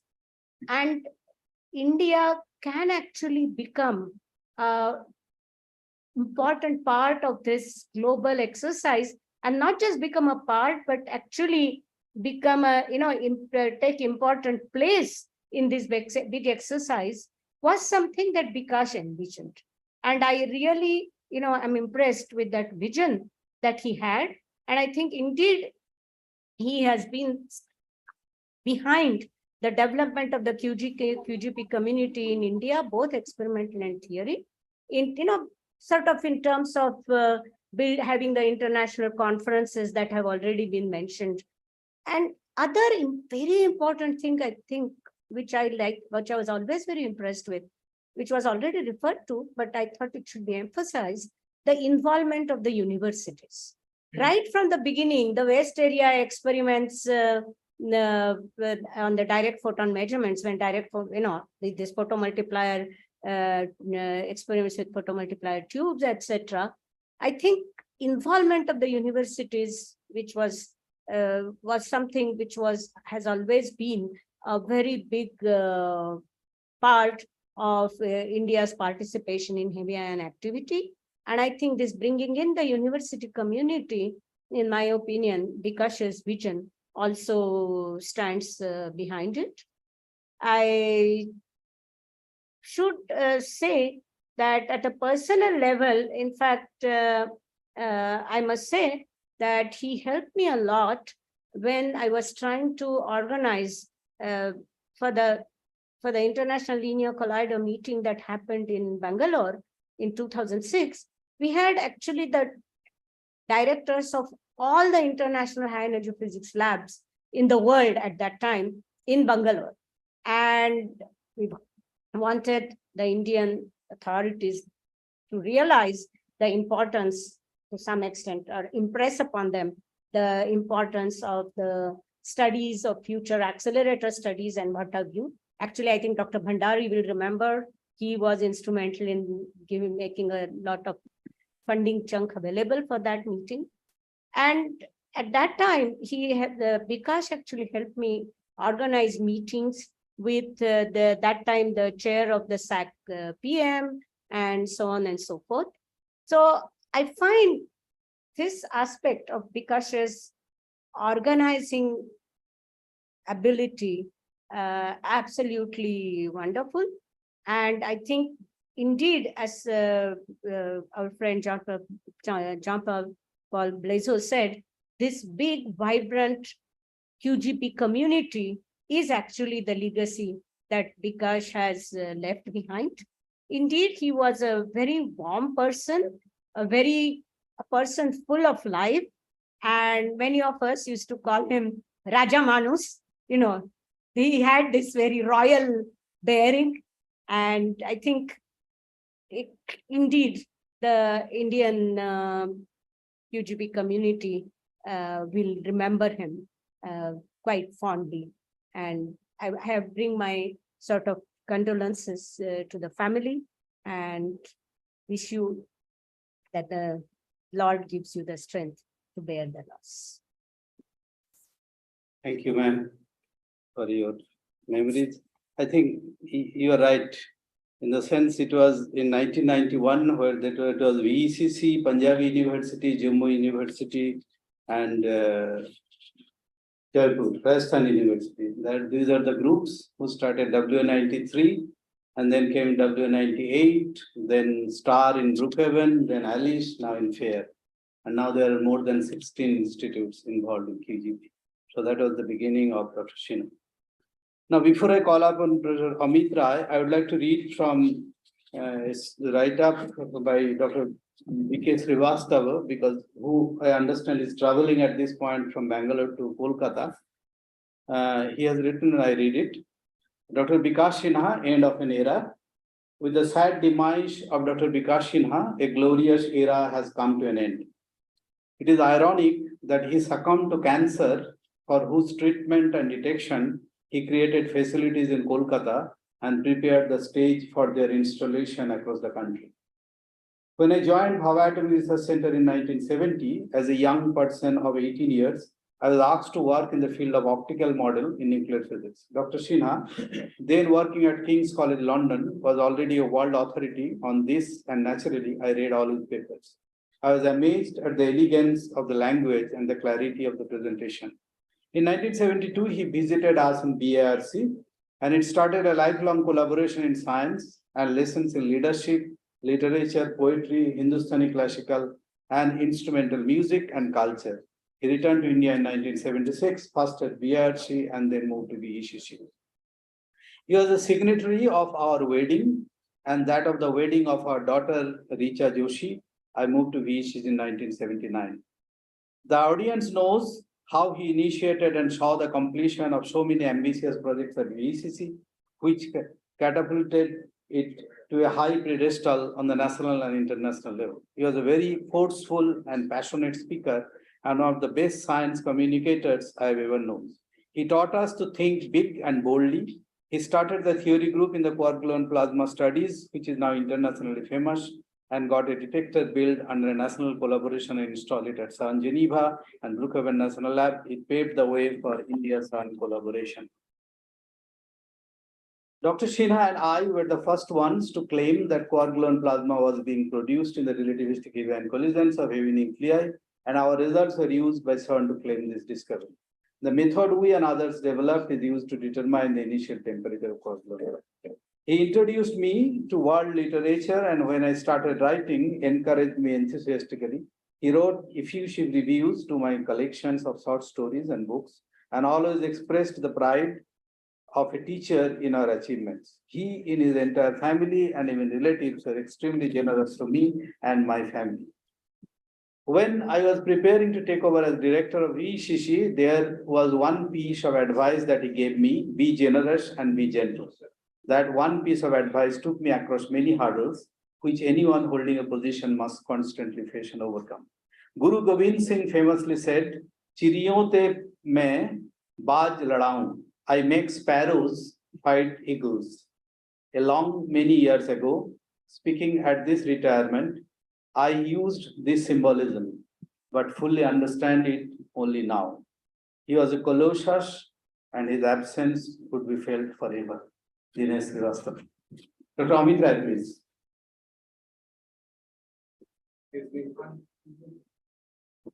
Sir, you're muted. Thank you, Amit, you're Subhashish. Are you able to hear me? Yeah. Now we can hear you. Yeah. Thank you, Subhashish, for giving me this opportunity to say a few words on this occasion. As many of my other friends like Vivek and others, I also met Dr. Bikash Sinha in 1976 when he first joined VARC. And at that time, it was in Van de Graaff, as he said, room number 9. And I used to go to Van de Graaff for doing some experiments. And that time we would discuss a lot of, because I was interested I was doing proton reactions on low energy proton reactions. The optical model, of course, was a staple analysis tool. And this is one area of which was expert in, and we had lots of discussions on that. And in addition to that, during the his Bombay stay, there was another connection that grew between us. We had organized in TIFR a film club called Images, where we used to screen on weekends the masterpieces from world cinema. And Bikash used to live close by, somewhere in Malabar Hill, and he would drop by on these occasions, and we'll watch the films together and discuss about those areas as well. So that is both his, I had a glimpse to his scientific work, as well as scientific mind, as well as the one which appreciated the fine arts.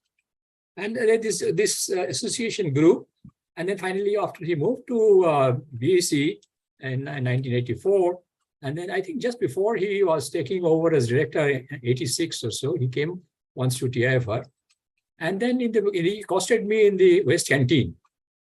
And then he said, in Bangla, we stop, of course, most of the time, some of the times we talk in English, sometimes in Bangla. So he says, Moshai, ekhane ki korchen? Kolkata chole ashun, onek kaj ache. So what he said is, what are you taking your time in Bombay? You are Bengali, you come over in Calcutta, we can do a lot of work together. Of course, I couldn't respond to his offer at that time. It took me almost 3 decades to come and join VECC at the end of my tenure in Delhi. But in the middle of it, of course, even in those days when the VECC started operating, we used to travel from Bombay to come to the Kolkata to do experiments. And every time we had, as Vivek also pointed out, that there will be some, of course, once in a while, there will be some glitches, and then you lose some time.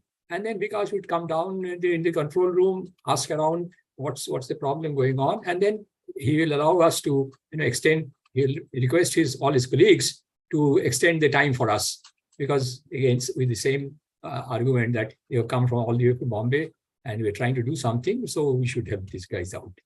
So he has extended all his help, and his personal warmth and the generosity that I felt. I mean, that's something which I will be missing now. Many others have. Between the 90s, of course, our meetings, of course, were infrequent. We meet only during the symposia or the workshops. But in the end of 90s, when after the 2001, when I took over as in charge as of IUAC in Delhi, at that time we are thinking about doing a large Indian national gamma array, a gamma detector array. This was being planned, and number of institutes got together to pool the resources, and then we asked for whatever we didn't have. We'd ask the write a proposal to DST. At the time, Professor Ramurthy was the secretary DST, and he had assured us that if you can come up together with one plan of action jointly, he will do his best to get the support from DST. But then, as it happens many times in India, it got into some initial glitches about how the responsibilities will be shared and so on. There were a lot of back and forth going on, and things were not progressing at all. So I happened to, after I took over, after the first visit to Calcutta, I made it a point. I just went straight to Bikash. He was, at that time, the particular day, he had already heading the 2 institutions, VECC as well as SINP. And that day he was sitting in his office at SINP. So I walked into his office. I told him that, look, this is this array, the proposal is something which we should all support, because it's going to be good. And he, of course, had the same idea. But then he was also looking at the work. He found out that the bickerings that was going on had put him off. Then he asked me, he says, are you going 100% behind this from IUAC? You are going to take responsibility? I said, of course, yes. He said, then take it as that which is done. And within a couple of months, we had an MOU with all the institutions together, institutions and the university units. together. And then we submitted the proposal to Professor the DST, and Professor Ramurthy, of course, took personal care that the proposal got through. And we got the Indian National Gamma Ray. And that's been a model of collaboration in the national scene itself, not just the international. The other instance where he played a very important role in the early time, but did not participate in the later on, was in 2005 when our common friend Sopin Chakravarty, who is also, I can see, is attending this meeting. He had organized, he has called some of us to the Particle Accelerator Conference in 2005 in Knoxville. And after that, he arranged for us to stay in a beautiful retreat nearby. And then we had there's this Dr. Bhandari was there with me, and Dr. Vinod Sahni. And then from the American side, American Indians, those who were working in the labs, in Fermi Lab, in JLab, Chapun was in JLab at that time, and then in SLAC, we got together and we discussed, a collaboration between the accelerator laboratories in US and India. And that was the genesis of the Indian Institute's Fermi Lab collaboration. We finally went into that. And that is what now is going and working on the proton improvement project too. And that is going to be the driver for the muon, or the neutrinos, the high energy neutrinos and the muons. So this shows the farsightedness of Bikash, and that he would go beyond his own personal interest in physics science, and he would support other areas as well when he saw a good idea. That's something which is really to treasure, and I think it's hallmark of a good leader. So, Bikash, I'll definitely miss you all, and my condolences, hearty condolences, the condolences to Aparna, his wife, and his children, son and daughter. May God give them strength to bear this loss. Thank you. Thank you, Professor Ram. Now I'll call Professor Shivaji Raha, who I think is Dr. Sinha's one of the closest friends and companions. Raha, please.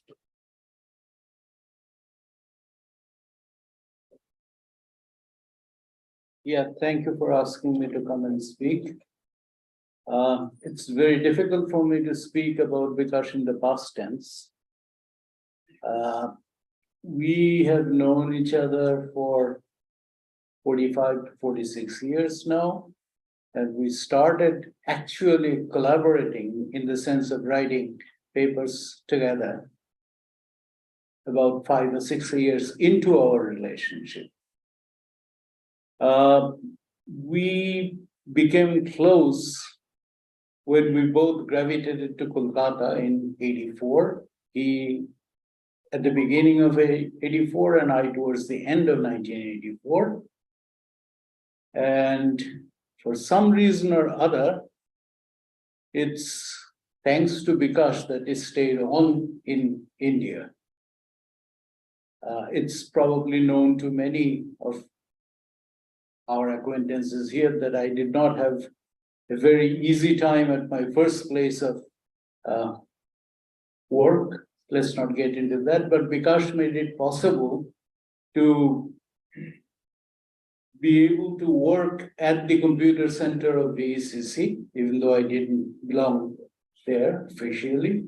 So I used to come to VECC once or twice a week, use the computer, and in the afternoon, and at the end of that, he would give me a ride because we both lived in South Calcutta. He more in Central Calcutta, I further south. So he would ask me to get down from the car at his home and spend a bit of time before I headed on home. And this very quickly became a routine. 1 or 2 days a week became almost that every other day, if we missed a meeting one day, he would call up and said, "What's wrong? Let's meet."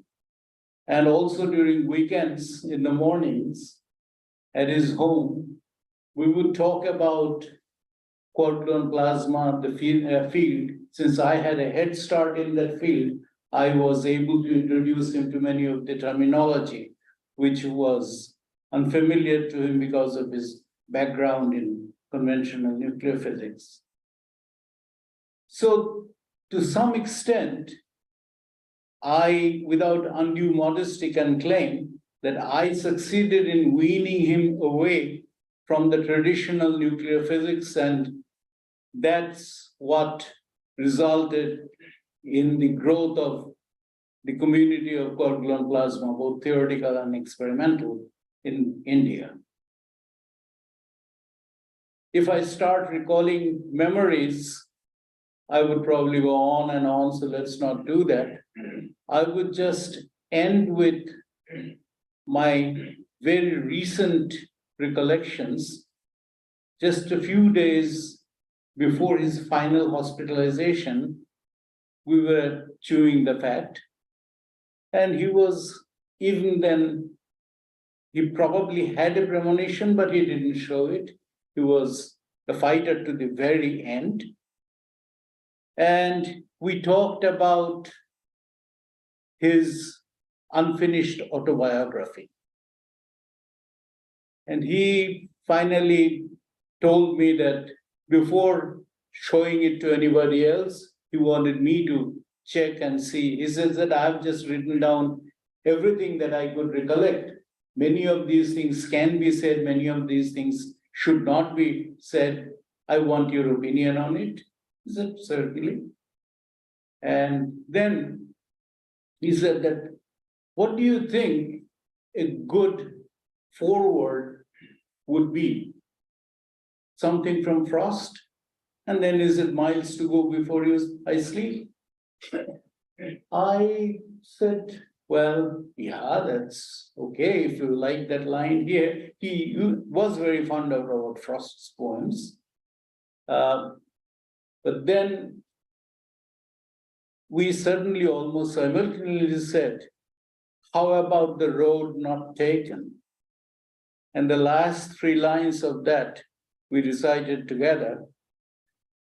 Two roads diverged in a wood, and I took the one less traveled, and that has made all the difference. I think that's the rule Bikash lived by, and that's the rule, that's his legacy to us, that look for something new, look for the thrill of something new always, and risk all of yours for that. We hope we can live up to it. Thank you.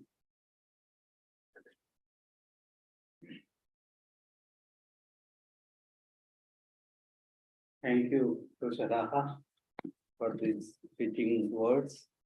Now I would like to call upon Professor Navukumar Mandal, who is a neutrino physicist and not quark-gluon plasma physicist. And he will tell us how Professor Bikash Sinha influenced him. Now,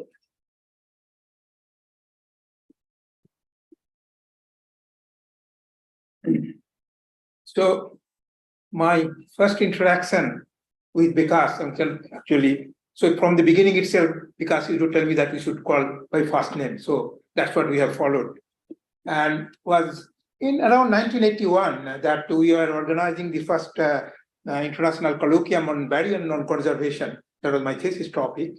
And Bikash wanted to meet me because he was writing a popular article on my thesis experiment in Statesman at that time, just coinciding with that conference.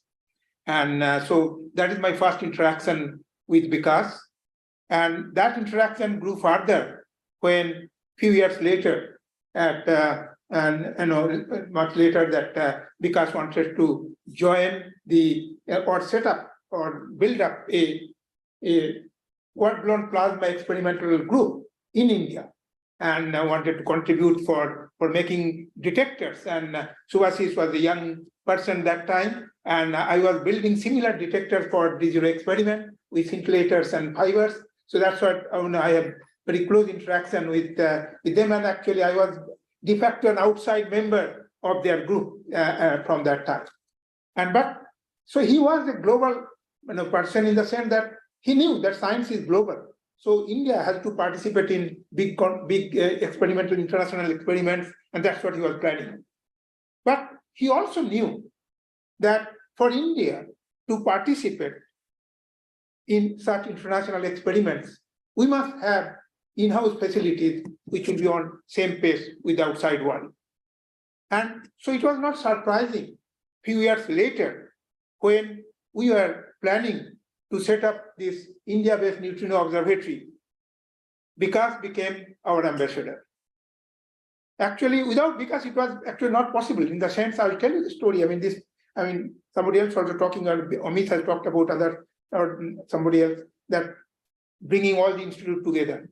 So we knew that such a project in India, all the DA, first of all, we need all the DA institutions to work and all the universities to come forward. So Bikash took the responsibility that he will bring all the DA institutions together.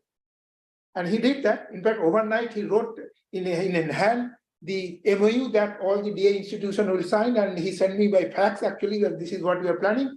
Then he was coming to Jarlina he was coming to DAE in Bombay for a meeting and staying at Jarlina guest house. He said, I got a call from him. He said, Navo, you come tomorrow. That was a Sunday. Tomorrow we'll manage to sign that MOU. And exactly that's what happened. I went to the Jarlina guest house, and he also called Sudhanshu Jha, our director at that time, and also requested Kakotkar to come up. He was staying in the other side of the building and help. And then that is why the MOU was first signed, and then the other directors followed that one. And that was actually the beginning of the INO project. So in fact, he actually came forward and helped. Later on, I think Vivek was talking about that we had the site selection committees, and there was the site in Darjeeling, in Ramam, and then another one at Pushap in Masinaguri near Uti. And he actually visited both the sites. And we had a meeting for final decision also here at Saha Institute. And he, after listening all these aspects, though he wanted to have it in West Bengal, looking at other possibilities, he actually decided that, okay, let's go for Pushap. Of course, I think if we have done other way, probably we would have running that project now and not suffering like what we are doing today. So that was Bikash. So he was, all the time their help and coming to me. And of course, my interaction with him increased further when I came back after my retirement to Saha Institute, and then we used to meet quite often at VECC, at the Bengal Club and his house, and many discussions, and mostly about the state of Indian science. And he was so passionate about science in India. And then it will come out from those discussions very clearly. And I recall. Now I will tell you one last incident that he was very sensitive in the sense, once we had a dinner, I invited him for dinner in Bombay that time, and he came, and then invariably two scientists were discussing passionately about science, some topics I forgot. And suddenly he stopped. He looked at me, he said, Navo, I think we should stop discussing science, because he looked at my wife, and we should discuss something which all of us can understand. And he changed the subject and we discussed something else. That was his sensitivity, that, there are other people also, we should not talk about science. My last discussion with him, and I do come VECC guest house to meet him quite often. And then I was planning to go for Everest Base Camp trekking. And I was discussing with him. He was so excited. That now we are going to Everest Base Camp. Fantastic. And you come back, we will have celebration. And then I met him last on 8th of May, and 12th of May, I flew to Kathmandu. And even that, I didn't know that is my first face-to-face meeting with him. I came back, and I was still, recovering from my trip to Everest Base Camp. And then I got a phone call from Bikash. And he called, there is around, I think, June, first weekend or sometime. He said, Navo, remember I told you that we will have this celebration? So 16th is my birthday, 17th we will meet at Bengal Club and we'll celebrate your coming back. And that was the last phone call I got from him, because I didn't know actually that indeed, because I was not here, I didn't know that he had stopped coming to VECC. And then I was not getting any phone call from him. After that, I realized something is wrong. So on 16th, when I came for the foundation day, I asked Subhashis, and he told me that he is not coming and he's not well. And of course, the final came, and I would say it's too soon, but he lived his life and he has made a mark. He has changed actually the face of these two institutions. I would strongly say that one. I have seen that both VECC and Saha Institute. Saha Institute, before Bikash took over the directorship of Saha Institute, it was just, DI funds was very minuscule there. He changed all. He put the Saha Institute in the radar of DI, got maximum fund, got many posts. Actually, it was stagnated. He got many new posts, and many of the people at Saha Institute actually owes to him because he got those many posts at Saha Institute at that time. So that was he. I mean, he will just go and work for him. I think I can go on, but I think I will stop here because others want to speak. So may his soul rest in peace. Thank you.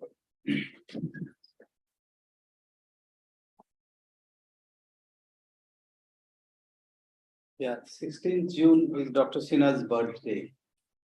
And 16 June happens to be the foundation day of VECC. I think this is the first time in 2023 that Dr. Sinha was absent on this day. Otherwise, every year he made a point that he would attend. So I will now call upon Professor Jani Alam, one of his most well-known students. I first heard about Dr. Sinha and his family because I come from the village in Ketugram police station now, and that is under the Baharampur MP constituency.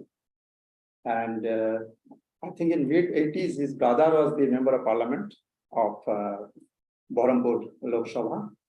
So that time I heard about him and their family. And then when I was a student of Vishwabharati, I heard from one of my teachers, Professor Vinay Talukdar. He told me about Dr. Sinha. He described him as one of the smartest nuclear physicists. He met him in one of the DIE symposium, and that is what he told me. And I first met him, I was physically seen him when I was a student of post-MSc in Saha Institute. And the SI to Tokamak was dedicated to nation. That time, AEC chairman came, and Dr. Sinha was also in the dais in that dedication ceremony. And then after my MSc, I joined BRC training school. And in 1988 or 89, I don't exactly remember, I met him in the CC complex. And I told him that I want to go back to Kolkata. And he's told me that, yes, of course, please. And from that first interaction, I came to know that he is different from all others. And then ultimately I came to VECC and joined, and I had the privilege to do my PhD under his guidance. And I have always seen him, whatever problem you face, you go to him, and then he will give you time, discuss, and when you come back, you will feel more energetic, more confident, and any problem you go with him, he will find a solution. So he was so encouraging to all his students. And then I was doing my PhD, and his academic and interest for basic research, it was enormous. In the when before going home from the office, he will collect all the scientific papers, and there was a person called Munna Hori. He will pack up all the papers in one of his bag. He will carry it, and then next day afternoon he will again call. I don't know when he got time to read, but he will again come and then call me and discuss.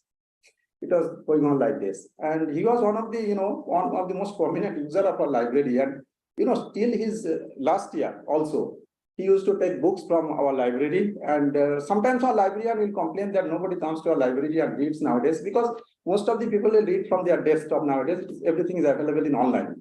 But Dr. Sinha was always read hard copies, so he will ask for books from the library. And I remember one point of time he will travel with books. One book he lost, and then as per rule he has to pay the cost of the book also. So he was always reading, And then one point of time, he was the director of VECC, Science of Nuclear Physics, and also Vice Chancellor of West Bengal University of Technology. That time also I have seen him. I mean, he will keep some time for the discussion with the students, either in the evening or in the afternoon, late afternoon, we'll give time for the discussions. And when I submitted my thesis in Calcutta University, I have seen how he is respected in all the administrations, Calcutta administration and all. Since he was very well known, your file will move faster than others. Probably some of my friends will tell that whenever I'll go for something to Calcutta University, say it is a whole day job. But then for me, it has never happened, thanks to Dr. Sinha and his name and the way he honored by the society.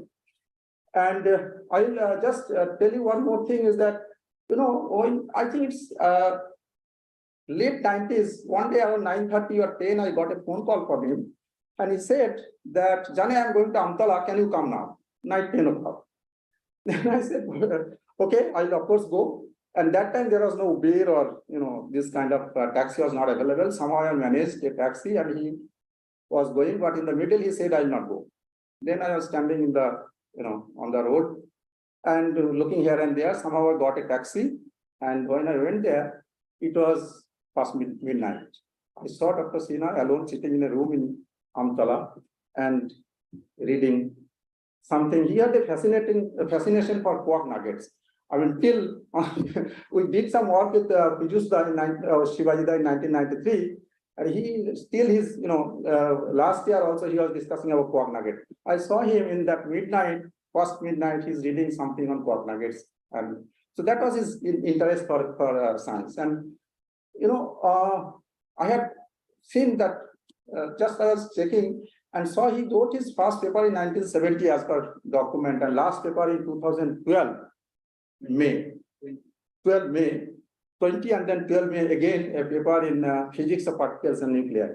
So it's almost 53 to 54 years he has had a unending interest for basic research. And so this is enormous. And I would say that we'll actually miss a person who has unmatched enthusiasm for basic research and had a great sense of humor. I have always seen that. And certainly we'll miss him enormously. And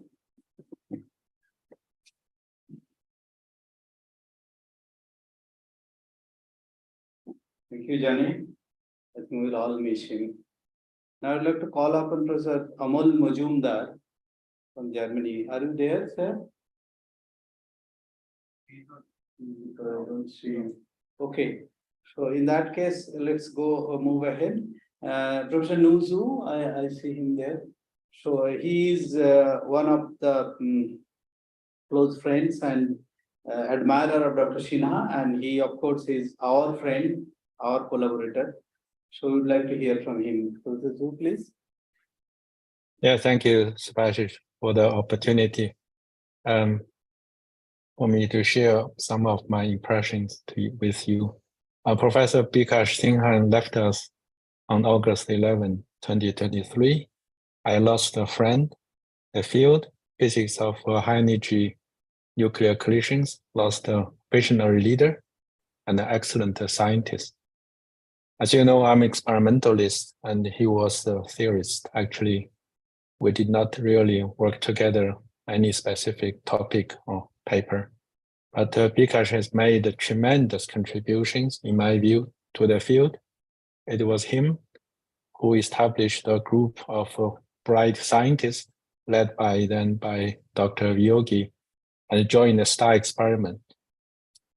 Even though he was not an official member for STAR collaboration, in STAR, we do not allow theorists to join the experiment. So, driven by the physics of chiral symmetry, the group successfully installed a photon multiplicity detector at the STAR. Later, a detector with a similar design was installed at Ali's experiment at the LHC. So that was actually a very successful project. Again, it was because of him, as mentioned many times, Bikash established a series of international conferences on physics and astrophysics of quark-gluon plasma, ICPA QGP, in 1998. I met Bikash for the first time was during one of these ICPA-QGP conferences in Calcutta. Since then, we have had many discussions, endless discussions about the collectivity and the criticality in heavy ion collisions. As far as I understand, the ICPA-QGP conference series is very important in many ways, especially it's not only united efforts, experimental efforts from India, but also expand their influences to the whole field. I myself have participated many for this ICPA-QGP conference in the past. The most recent one was in February this year. There I also met with Bikash. I remember vividly he discussed this nugget, the physics of nugget. He gave a presentation there. Also under his leadership, the field of high energy nuclear physics expanded very quickly in India, I noticed, in terms of both funding and also many new faculty members joined the field. In 2008, they successfully hosted the Quark Matter conference in Jaipur. Bikash was the chair. And he also introduced the culture as mentioned by many speakers here. Bikash led the Indian become one of the 7 founding countries for the new project facility for anti-proton and ion research fair.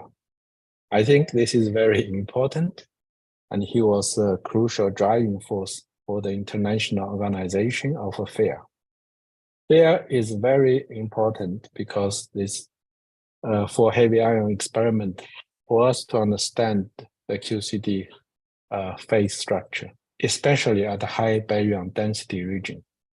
Despite many difficulties, FAIR is scheduled to start its operation in 2028. So Bikash's legacy will go on. In my mind, Bikash's spirit is be united and go for big pictures together. So let me quote the Tagore, and he said, I read this, "The small wisdom is like water in a glass, clear, transparent, and pure. The great wisdom is like the water in a sea, dark, mysterious, impenetrable." To me, Bikash is just like a sea of a great wisdom for heavy ion physics. He will be missed dearly. So please join me. May him rest in peace. Thank you. Thank you, Nu, for your words. Yes, we'll all miss him. Now I'd like to call upon Professor Peter Littlewood to share his memories about Professor Sinha. Thank you very much for the opportunity to share a few reminiscences of my good friend Bikash. Bikash is a man with a very long career, and I regret the fact that I met him relatively late in it. We came together really as administrators. I was the chair of the Cavendish Physics Department in Cambridge, and we were developing collaborations with Calcutta, with VECC in particular, for exchange of students. And so it's one of those collaborations, which of course is very important, but wouldn't necessarily have led to anything major, at least for either of us personally. One of the things that struck me immediately was Bikash's commitment to training to students. And I see that now listening to all of the encomiums from his former students and postdocs about how important it was for him. We then rapidly discovered that we in fact had much in common. We're both theorists, although in very different fields. I'm a condensed matter theorist. But I was reminded, of course, that the reason we call it condensed matter was there was a time when we thought that solid state physics and nuclear physics were so closely connected that they were indistinguishable. The fields over the years have grown apart a little bit, but I was very much taken to quark-gluon plasma and Bikash's work on that, and we talked a lot about this. And the reason for that is that there is a solid state physics analog to the quark gluon plasma. Sometimes we call it excitonic physics, excitonic condensates. And interestingly, it has very much the same phase diagram. There's been a lot of discussion on both sides about first order transitions and critical points and the phase diagram here. And that was something that we were able to learn about. I also learned about accelerator physics. So Bikash was very special in that, as a theorist and as an administrator, he would be deeply involved actually in thinking about the future of the field and the directions, and pushing very hard on accelerator physics technology at a time where it was somewhat languishing. And when I moved to Argonne, I was able to get his advice actually on thinking about the directions for synchrotron science, as I became responsible for taking care of the very large synchrotron of the lab, and was very pleased to see how he saw this as the way forward, and of course had a big influence actually in the development of the synchrotron at Indore. So we became very good friends. I saw him on many subsequent trips to India. Calcutta always becomes one of my favorite places to visit there.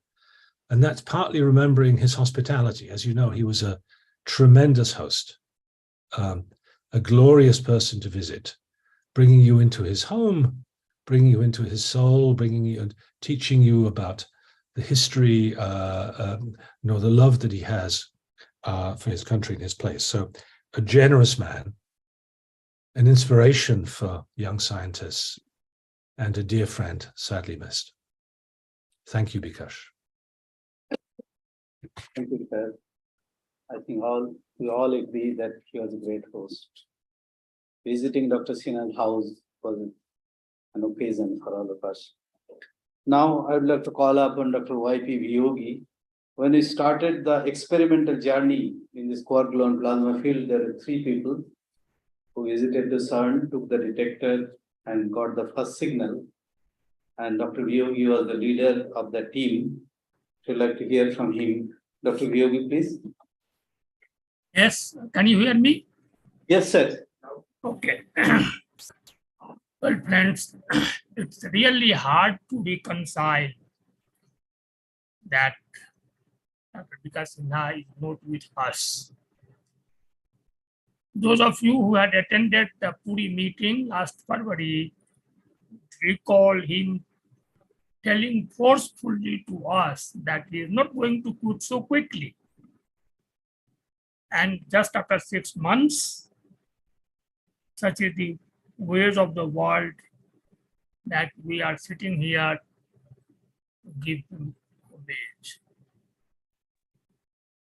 I am really fortunate to have worked with him from day 0 on the very concepts, from the concept itself of doing an experiment at CERN. And this goes back to 1986. But before that, the first time I came in contact with him was not in 1976, because by the time he came to Bombay, I had come to Calcutta from Bombay, so we didn't interact. And then the job which I was doing in Calcutta was also computer programming, something related to the data acquisition for the cyclotron experiments, very different, no physics. But after I returned from Berkeley, end of 1978, 2 back-to-back publications in physical review letters on projectile fragmentation, April 1979, Dr. Sinha organized a workshop on heavy ions, and they invited me to the meeting. That was my first invited talk, a great thing for a youngster at that time. When he came to Calcutta in 1983, obviously in the official parlance, he was our boss, which he was till the last day, I must say. Nevertheless, in 1970, he had started working on theory while in Bombay itself, and he had several publications also. In 1986, he organized a small workshop in Calcutta in VECC, where that time Director Science Institute, Professor Manoj Pal, made a very cryptic statement that people try to jump the bandwagon. Well, we have no comment. I was that time not yet into the game, but end of 1986, I became involved on the insistence of Dr. Sinha. I had been to Ganil, and that time people were setting up experiments at CERN. This oxygen beam was due in 1986. And I remember, I think either Frank Plasil or Berkeley, I remember, I forgot the name, and certainly our ex-colleague Hans A.K. Gustafsson. They visited Berkeley at the Ganil, and then they gave seminars on the type of detectors experiment they plan and they are working at on CERN. This excited me definitely, and I came and I proposed to Dr. Sinha that next stop should be there. And he jumped, and then he started working. And on the 20th of November 1986, we had a meeting in VRC chaired by Dr. P.K. Iyengar, that time director VRC. And then the journey started. But the actual job got really jotted down after the 1988 conference. When Goodwood came to Calcutta, we sat down and worked out the collaborations, modalities, how we should proceed, how a visitor will go to CERN, how will we get funded, and with real details. And the most important part was that what will be India's contribution. That time, Hans had a vision to have a lead glass calorimeter with 10,000 modules for the direct photon experiment. And I told that, okay, so let me try if we can provide you 1/4 of it, but the pieces will be developed in India. And I got full backing from Dr. Sinha and Dr. Iyengar also. He gave me complete carte blanche. We tried, but we failed. We didn't succeed because the transparency requirements for the lead glass were way too high for our Indian colleagues to make that, and they didn't succeed it. And 1989 was really at the low, both for Hans Woodward at CERN and for us in India, because the collaboration was going nowhere. Some of you may remember there was something called Proposal 260, P260, where NA35 and WA80 were supposed to join hands. Stock and Goodwood wrote this proposal jointly, but later on, differences came up. Stock didn't believe in direct photon physics, and this project did not go through. It was not defended in CERN at all. I mean, the proposal was submitted, but it remained there. So finally, we had nothing to do. In between, there is something called a Saslik calorimeter came up, and then we were told by Hans if you could make the light guide for this Saslik calorimeter. It was a very, trivial type of contribution. I was not at all happy, but then I wrote a proposal to make the light guides, the plastic light guides, or some of them, and then submitted to the Department of Science and Technology for funding, mainly for the university colleagues. They had already become part of us, Jaipur, Jammu, and Chandigarh. So this DST had set up the meeting on the 16th of March, and in between, everything changed. On 9th of March, Hans came to India, and there was a proposal for the photon multiplicity detector. In 1 week, we worked out the details of how we'll make a photon multiplicity detector, plastic pads of wavelength shifting fibers, and blah, blah, blah. I was scared to present this because the proposal with the DST was very different. We went to Delhi. Bikash Sinha told, don't worry, we'll bulldoze them. This is exactly what he was capable. He was always bulldozing, no rule, no law. He was a law unto himself. So we went there. The committee had papers about that so-called light guides. Everybody had read about it. They were ready to ask questions.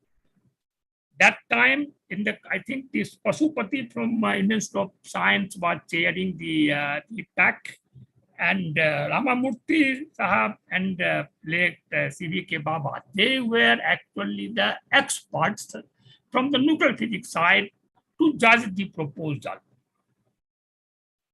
And once we started, the committee was completely up. I mean, almost everybody got up from the chair. No, we don't want to listen to this thing. This is something new and we are not prepared to listen to it. We submit the proposal later and come back later. But finally, after some discussion, good sense prevailed. They sat, they listened to our proposal, and some money was approved also. So on the 16th of March, 90, it began. It began, and it was very surprising. But that's what it was. And then the most important thing was, with those in old times would recall, that funding from multiple agencies for a single job. I mean, experiment that are being funded by the Department of Atomic Energy, Department of Science and Technology, including even University Grants Commission, was unheard of. And the money was hardly few lakhs. And when we started, it came in crores. Rest, anyway, we kept on progressing.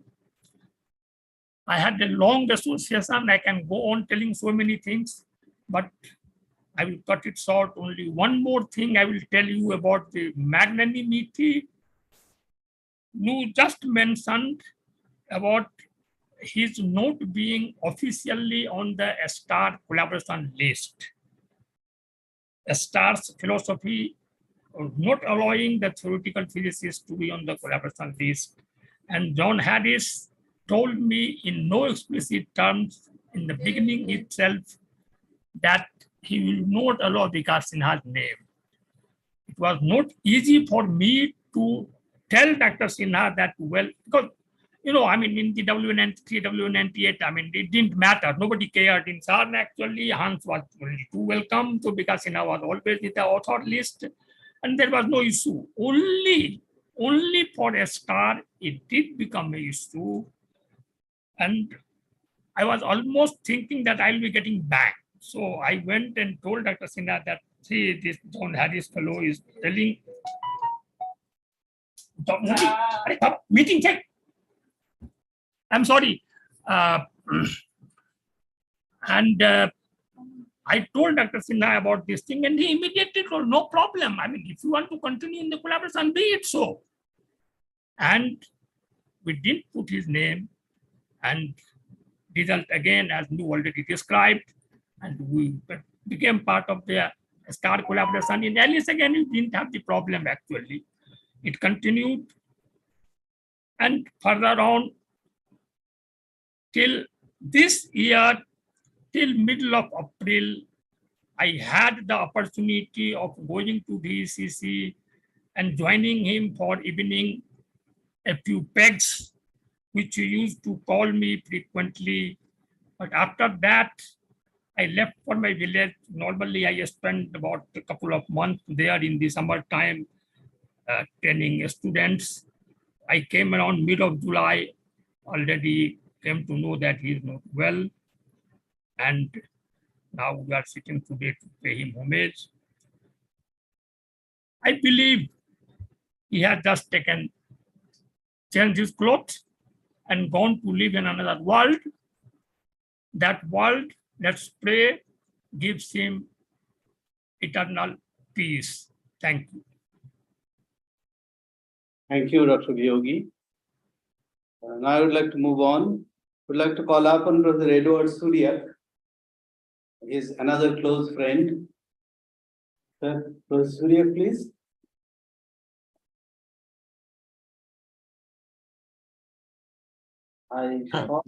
Yeah. Yeah, okay. I prepared a couple of slides. Can I share them? Please do that.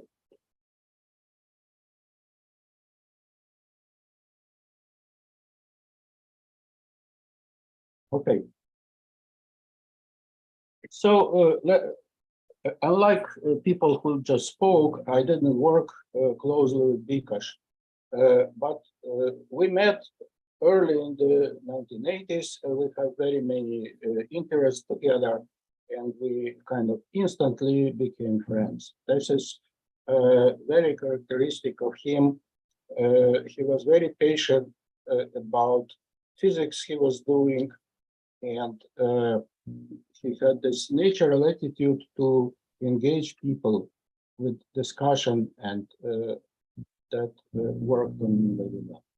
So here I want to say that in kind of his middle life, when he became big leader of Indian science, he of course organized many meetings which were mentioned. I remember very well the first one in Mumbai, and that was an unforgettable meeting. It was my first visit to India, of course. Bikash make it a big event. I'm proud that I was the first speaker of the first Indian KGP conference, and for the first time in my life, I had some TV crew asking for interview, and all these bookheads of the size of a person standing around, and it was a huge event.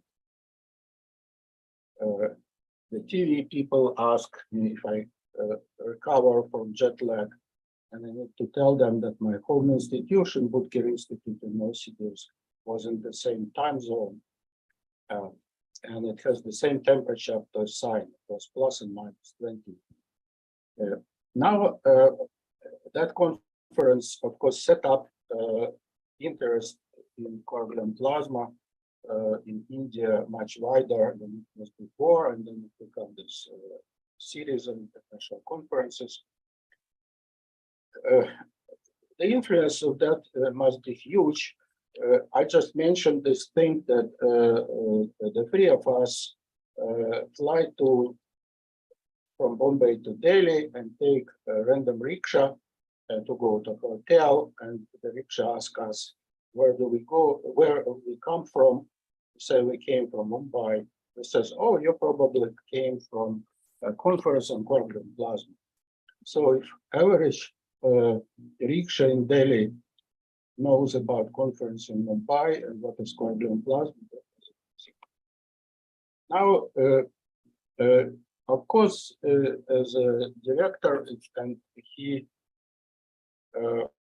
was able to put a big experimental program. People already mentioned all these experiments, and in some experiments he was listed as member, and in stuff he wasn't, but that is doesn't matter. He really affect these experiments, and more importantly, he affect lives of hundreds of students and postdocs in India who became part of international science. So here is this photon experiments about photons. He was extremely patient at the time, and it was a controversial subject at the time, but it became an important experiment in retrospect. Now, in his later years, where I should also say that during this period, I've been in India several times, and cherish memory that once Larry McLaren and me were invited to his home, and the four of us with his wife were discussing things for long evening hours. That was great. Now, in the late years, he decided to shift from little to big bang, and searching for some remnants of QCD phase transition, which were found in end collisions. And we don't know whether some of these ideas came true or not. I should, of course, mention Bikash interest in quark nuggets.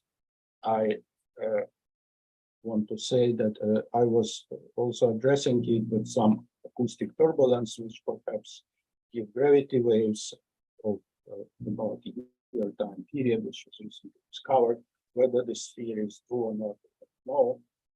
And finally, I want to mention a physics subject, which is not mine or Bikash, but a very important one, that if there are large fluctuations of the QCD transition in the universe, they will lead to primordial black holes of masses, about solar masses, which are more or less like those now we see bigger.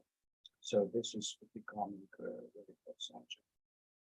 Now, so of course, Bikash was a leader. He was a big international leader, making collaborations, making detectors to be realized, etc. But basically, he was a theorist, he was a dreamer, and this is how we remember him. I think we wish his soul to have rest. That's all I'm saying.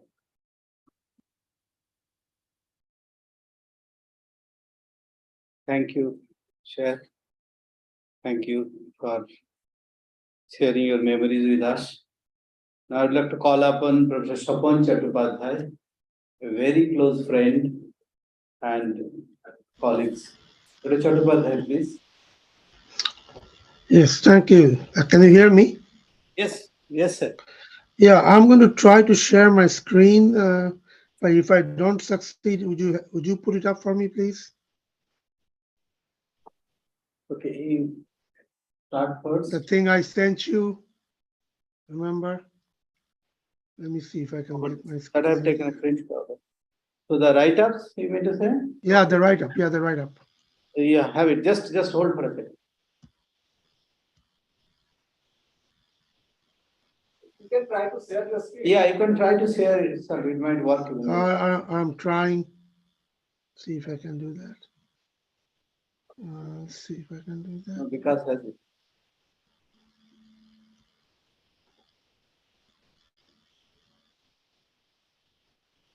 Yeah, it is here. Do you see it? On the screen. It's on the screen, sir. Yeah, okay. Thank you. Right. I just wrote it up because I think if I try to go through the emotions of speaking, when Bikash isn't here, I'll get too much. And if I try to recount all my experiences, I had known Bikash for more than 4 decades. And I think I heard about Bikash in 1978 when Dr. Vyogi was visiting Berkeley. And I was finishing up my PhD. And he mentioned that there is an accelerator physicist type person who is a nuclear physicist, but very much interested in accelerators at BARC, and that's all I knew. After my PhD, I went to CERN and came back to Berkeley and had established quite a strong group on plasma physics, accelerator physics, and so on at Berkeley and Lawrence Berkeley Lab. And I met for the first time 2 gentlemen, Anil Kakotkar and Bikash Sinha, and they were visiting Berkeley for some kind of a nuclear physics conference in late 1980s, early 1990s. And they wanted an audience with me. And I was shocked to see these 2 stalwarts in Indian science establishment trying to see me. And it turns out that they wanted to talk to me because I was hosting. I had 2 very bright Indian postdocs in my group. One was Govindan Rangarajan, who is now the director of IISc Bangalore, and another one was Srinivas Krishna Gopal, who is now at BRC and DAE. And they came to me and said, look, we need your help in getting our boys back. And I told them, look, they're pretty grown-up boys, and I don't have to tell them, but I will tell them that if they decide to go back to India, they have your full support. Of course, they did go back to India. And this is how my interaction with Bikash started. And eventually we became such close friends and our families, and it gets very emotional. So let me say that with his passing, we collectively in the entire world have lost a giant in scientific leadership in large scale science in India and abroad. And I have really lost a very close personal friend, indeed, personally. So most of you know about Bikash's life, but let me just briefly capture it to see how he actually spans quite a few decades. He led a brilliant life in science and scientific leadership, arts, education, and public service. He was born and raised in a very artistic and aristocratic family in pre-independence colonial India, which was then the British Raj. And he was educated in Kolkata institutions like Scottish Church School and Presidency College. And then he was educated in UK, in India, in Cambridge University and King's College, London, both in UK. He returned from his higher education in nuclear physics back to then free independent India. And he was mostly influenced by a luminary, no other than Dr. Raja Ramanna, when he came back to India in Mumbai to join BRC. He was a quintessential Bengali, and I think he would never let go of an opportunity to come back to Calcutta. So he was very much influenced in his early life, education and professional years, but significantly by very many people. And I'll mention a few. So, Professor Satyendranath Bose, Brian Pippard at Cambridge, Sir Neville Mott at Cambridge, Raja Ramanna, I just mentioned, Sir Roger Penrose, Dr. Abdul Salam, and of course he was an avid fan of our Bengali poet laureate Rabindranath Tagore.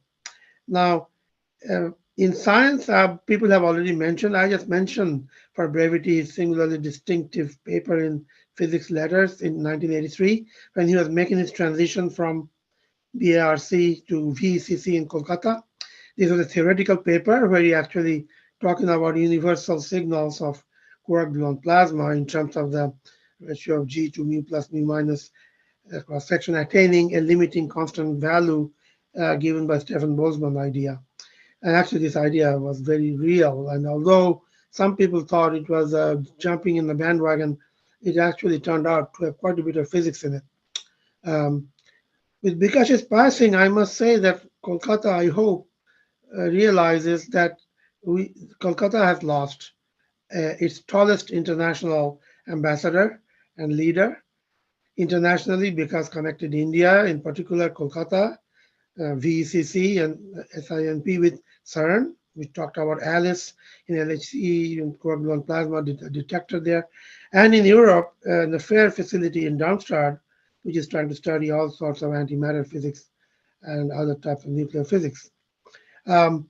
He was one of the major leaders in the international collaboration of US-India collaboration on discovery science that Amit Roy mentioned, which I was fortunate to bring together. And he had been a strong supporter of exploiting superconducting technology in particle accelerators for fundamental science. In his local contribution in India itself, you can see in Kolkata, he actually created a very difficult Ka equals 500, which is a measure of how strong the magnetic field is in a cyclotron, which is very difficult. He was inspired by success of our colleagues in Japan, who constantly advised him on this topic. I was on his advisory committee. Superconducting cyclotron is the only one in India, and it's in Kolkata. And I think our host here is very proud of it. And he started medical cyclotron for nuclear medicine in India, again in collaboration with industry. These are very difficult to think about in India. He started the radioactive ion beam project, which is still ongoing and is still planned in India. I hope it comes to a proper conclusion. A very ambitious rare isotope nuclear physics project that is being done elsewhere in the US and in Germany, but in India, it's a big deal. And of course, he had really inspired cancer-related therapy and cancer-related nuclear physics at the local cancer center in Kolkata, Saroj Gupta Cancer Center. Again, in collaboration with medical community and with industry. Bikash wrote many books in Bengali. He was quite a frequent writer in the local magazine, the Desh Patrika in Kolkata, where he talked of science, but also did not spare when the society failed him or politics failed him, with articles like West Bengal is a failed government and things like that. Because he was a very close personal friend of me and my family, and we knew his family, his wife, Aparna, and his second wife, Aparna, and his daughter, Tanya, and his son, Amartya, is a good friend of my elder daughter. He helped Kolkata physics community, including things beyond SINP and VECC, Kolkata University, Jalapur University, and cultural association, and you name it. Whoever appealed to him, he really went out of his way to make them feel happy. He was a very generous man. He was a man of great compassion. He was great for collaborations. And let us just remember him for all the good times we had, socially and personally. And he's always his very big laugh. I show you here a picture we just took in a celebration of the New Year's event, December 31, 2022. He just called me up and said, I know I'm not doing very well, but come here and let us chew the cud of sweet and bitter fancy, which was a quote from Walter Scott. And we did go and had a nice dinner at his home, but I was already aware that he was a much more diminished person at the time. But he had a full life, and we are really very fortunate to have come into his limelight. Thank you, Bikash, and my greatest condolences to his family. Thanks. Thank you, Sher. Thank you for sharing your memories. Yes, we at VECC are very proud. I believe that these are the tribute to him, that all three cyclotrons, namely room temperature cyclotron, superconducting cyclotron, and medical cyclotrons, are working fully and yes, delivering the beam to the users. So in that sense, to us, it is a true tribute to Dr. Sinha. Now I'd like to call upon another one from Berkeley, Mr. Peter Jacobs, who knows Dr. Sinha for long. Peter? Yeah, thanks, Subhasis. Can you hear me? Yes, I can hear you. So it's the middle of the night here in Berkeley, but for Bikash, I'm happy to get up and participate in this very moving event. Plenty of people have spoken about his scientific accomplishments. I want to focus more on the personal. So as Subhasis said, I knew him for a long time. I began my career working with Art Postkanzer and Hans-Georg Ritter on the WA80 experiment that was headed by Hans Gutbrod. That's already been mentioned by several people. I was a young postdoc just getting started, trying to figure out this huge new field and working these big collaborations. And along came Bikash and Vyogi and bringing the Indian contingent. That was very exciting. It was kind of new people coming and bringing a new perspective. But what I remember vividly from Bikash is his enormous personality, just a huge personality. I'll know his laugh and his ability to engage everyone. And just this warmth where he enveloped everyone that he interacted with, and he did science with joy. That's not always the case. Not everyone does science with joy, but for him, science was joyful. And this was really infectious, and I remember that very vividly.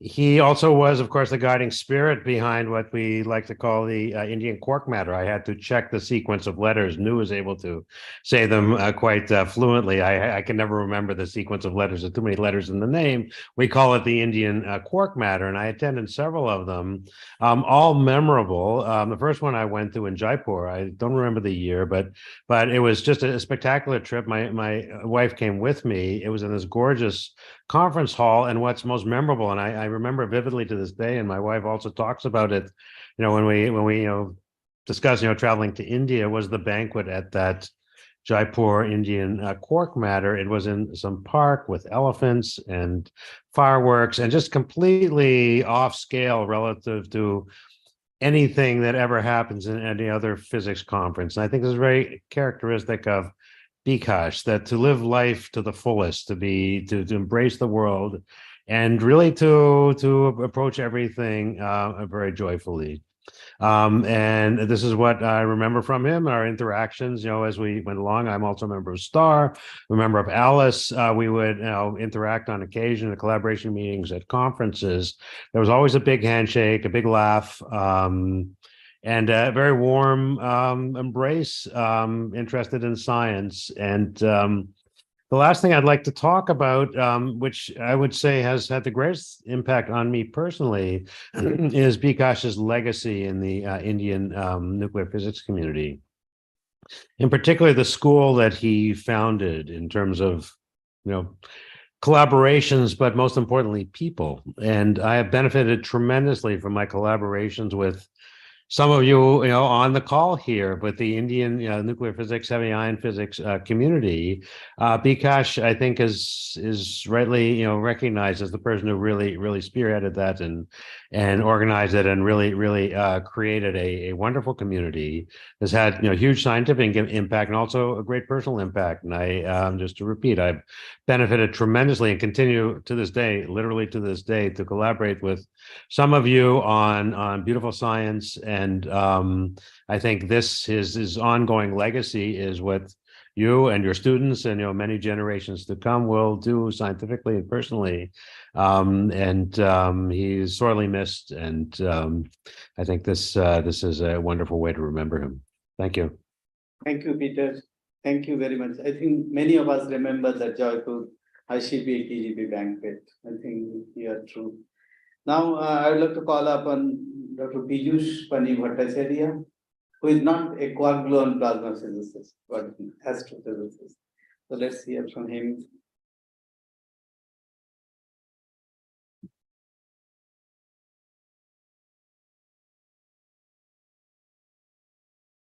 Thank you, Subhashis, for asking me to come here and tell something about Professor Bikash Sinha. Well, I don't know where to start and where to end. There is so much memories flooding into one's head when one thinks about Professor Sinha. Actually, more than being shocked at first hearing his news of his passing away, we knew he was very ill and not well.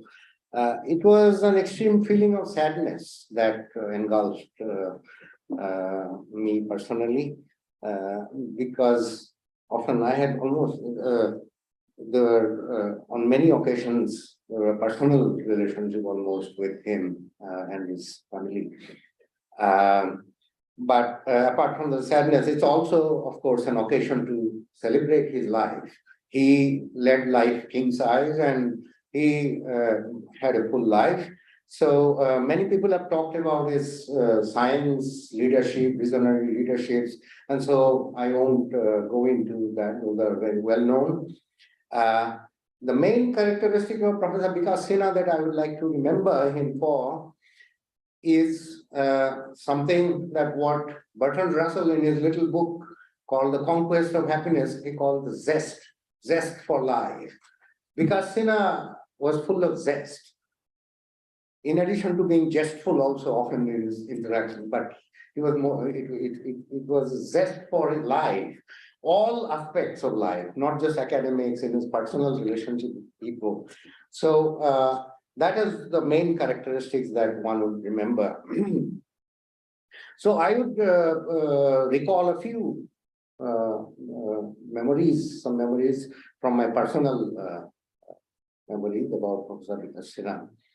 Uncounted number of times and uncounted number of occasions that I've been to his house with my wife, and there were those musical evenings. He would arrange, basically the who's who of the musicians you would see at his homes. Once I remember, great Mohan Singh came and performed, and we could listen to him right from there. Once Rashid Khan was there. So he had this great appreciation of music, not just science. And there we had some overlap, because once during a musical evening at his home, he brought a dholak from somewhere because he knew I used to play some tabla. And there was Rabindra Sangeet, and I played dholak with somebody. I think all of us, somebody was singing Rabindra Sangeet. So those were memorable moments. Another visit to his this Bokreshwar helium plant evening under the full moonlight sky, open sky. He got hold of some of those bowls of nearby people and arranged a musical evening. Again, he got hold of a dholak from somewhere, and I think Jane was there and several other people. An excellent dinner with local fish and at his guest house. So those were really amazing events. My first meeting with Professor Bikash Sinha goes back to, I think it was 1985 December. He arranged a meeting called Topical Meeting on Quark Gluon Plasma in December 1985. And I had then just returned from UK, from Imperial College, and joined TIFR as a visiting fellow. And there was one day, there was an invitation asking me to, we had not met yet then, to talk about he was arranging this quark gluon plasma. It so happens that in 1979, together with S.N. Biswas in Delhi, I had written a paper called Possible Existence of Quark Matter. So it's not that I do not have any connection with quark. No, because 1974 was asymptotic freedom and all these things were proved, and in Delhi, Professor Biswas immediately said, let's do something. And then in high density matter, you would find deconfined quark. So we investigated what are now called hybrid stars, which are quark matter core inside dense neutron stars. And we studied solved the Oppenheimer-Volkov equation and all this stuff. And somehow he got to know about this because it was also because S.N. Biswas. And so he invited me, and that was the first time I met him. I had heard about him, of course, but I met him. And at the first meeting, we hit it off. I mean, he was a kind of a person, you just come across him, talk to him, and either you are on it or you are off. I mean, you just hit it. And since then, we became, friends. And he then in 1988, I think he organized his first ICPA QGP in TIFR, and I was in TIFR at that time. I was not a registered participant, but I attended most of the lectures and often bumped into him on the colonnade and talked about very many things. And I, of course, had a first opportunity to come and spend some substantial time in VECC. That was I came back from Chicago and I was going to join IIA Bangalore. And there was a gap period of about 6 months. So he arranged a visiting scientist position for me at VECC. And during that time, I remember the way he used to do science. At around 4 o'clock, he would say, no more administration meeting. He would just ask his secretary to no more meeting. Jane would come and Shivaji Raha would come and we would discuss, let's discuss something new, interesting, okay, to do. And Wheaton's paper on 1984 had just come. So he was very excited. He immediately recognized the importance of quark gluon and all this nuggets business. Someone mentioned nuggets. So together with Jane and him, and we studied this stability of quark nuggets as a possible candidate for dark matter. That was his favorite topic till his last day. Whenever he used to meet, he would say, how about that? I had my reservations because there are many other constraints on that. He would brush aside. He would, you guys don't know. So this had to be this. So a lot of nice work with him. I would recall many of you may not know, he made a visit when I was in IIA Bangalore. Of course, in Bangalore, every time he used to go to Bangalore, he would call me in IIA. Says that, please, if you have time, come in the evening. I'm staying in Ashoka. And then we'll go. Every time he used to say, Moshe, he used to always address Apni, everybody, honorific. Never say, although we are several years juniors. So he would say, what are you doing in Bangalore? Come to Kolkata. So we are trying to do exciting things. So finally, of course, he insisted I came to Calcutta. But he made a trip, to Hanle, this IIA's high altitude observatory in Ladakh. And so he was there, I was there, I think Shivaji Raha was also there, and some Tushar Prabhu from IIA. We were all from Delhi, we flew to Leh, and from Leh to there was 2 cars, and Bikash Sinha came. It's a high altitude, and Tushar Prabhu warned us repeatedly, you should acclimatize on the way, no drinks allowed in the evening, and that was real tough for him. And Bikash Sinha said that, hey, Tushar says all this thing, but we can still smuggle it a little bit. So he was, this connects with his being, full of zest in life. And he did that, and finally went to Hanle all the way, high altitude, and no problem. And he really enjoyed that trip by the river Indus. There was a drive. I don't know, I can go on and on about him. I would just like to mention one small thing and end, that I had the good fortune to once, when I moved to Calcutta, arranged sort of housewarming party. I moved to our new flat and I invited him. And he, with his wife, Aparna, he said, I'm traveling, I may be very late, but I told him, even if it is midnight, he's returning from Delhi or somewhere, so I would come. So it was already late, and a lot of people came to that gathering, and it was almost about 10:30 going to 11, and suddenly he shows up. Finally, his car, he comes. So from the airport, he came directly, picked up his wife, and then he came. And so I went to receive him, and as we entered the house, my little son, Rohan, he was then 6 or 7 years old. He said, my God, people are still coming in. And because really, like, he roared out in laughter. And from then, every time we meet, and he inquired about how is the son, how is he doing. And once during the COVID time in 1921, my son became very ill with COVID. He was hospitalized and he had to be put on ventilators and all these things. So at that time, Bikash Sinha used to call me almost every alternate day, how he is doing, do you want me to do something? Shall I call? He was in medical hospital. So he actually called the directors of the hospital, please take him. So this is his personal, this is Bikash Sinha, so sensitive. When doing science, he's a scientist, but when dealing with people and his colleagues, he is a human being, a charming human being, a generous human being, an extremely fine gentleman. I will really miss him from those regards. Let him rest in peace. Thank you.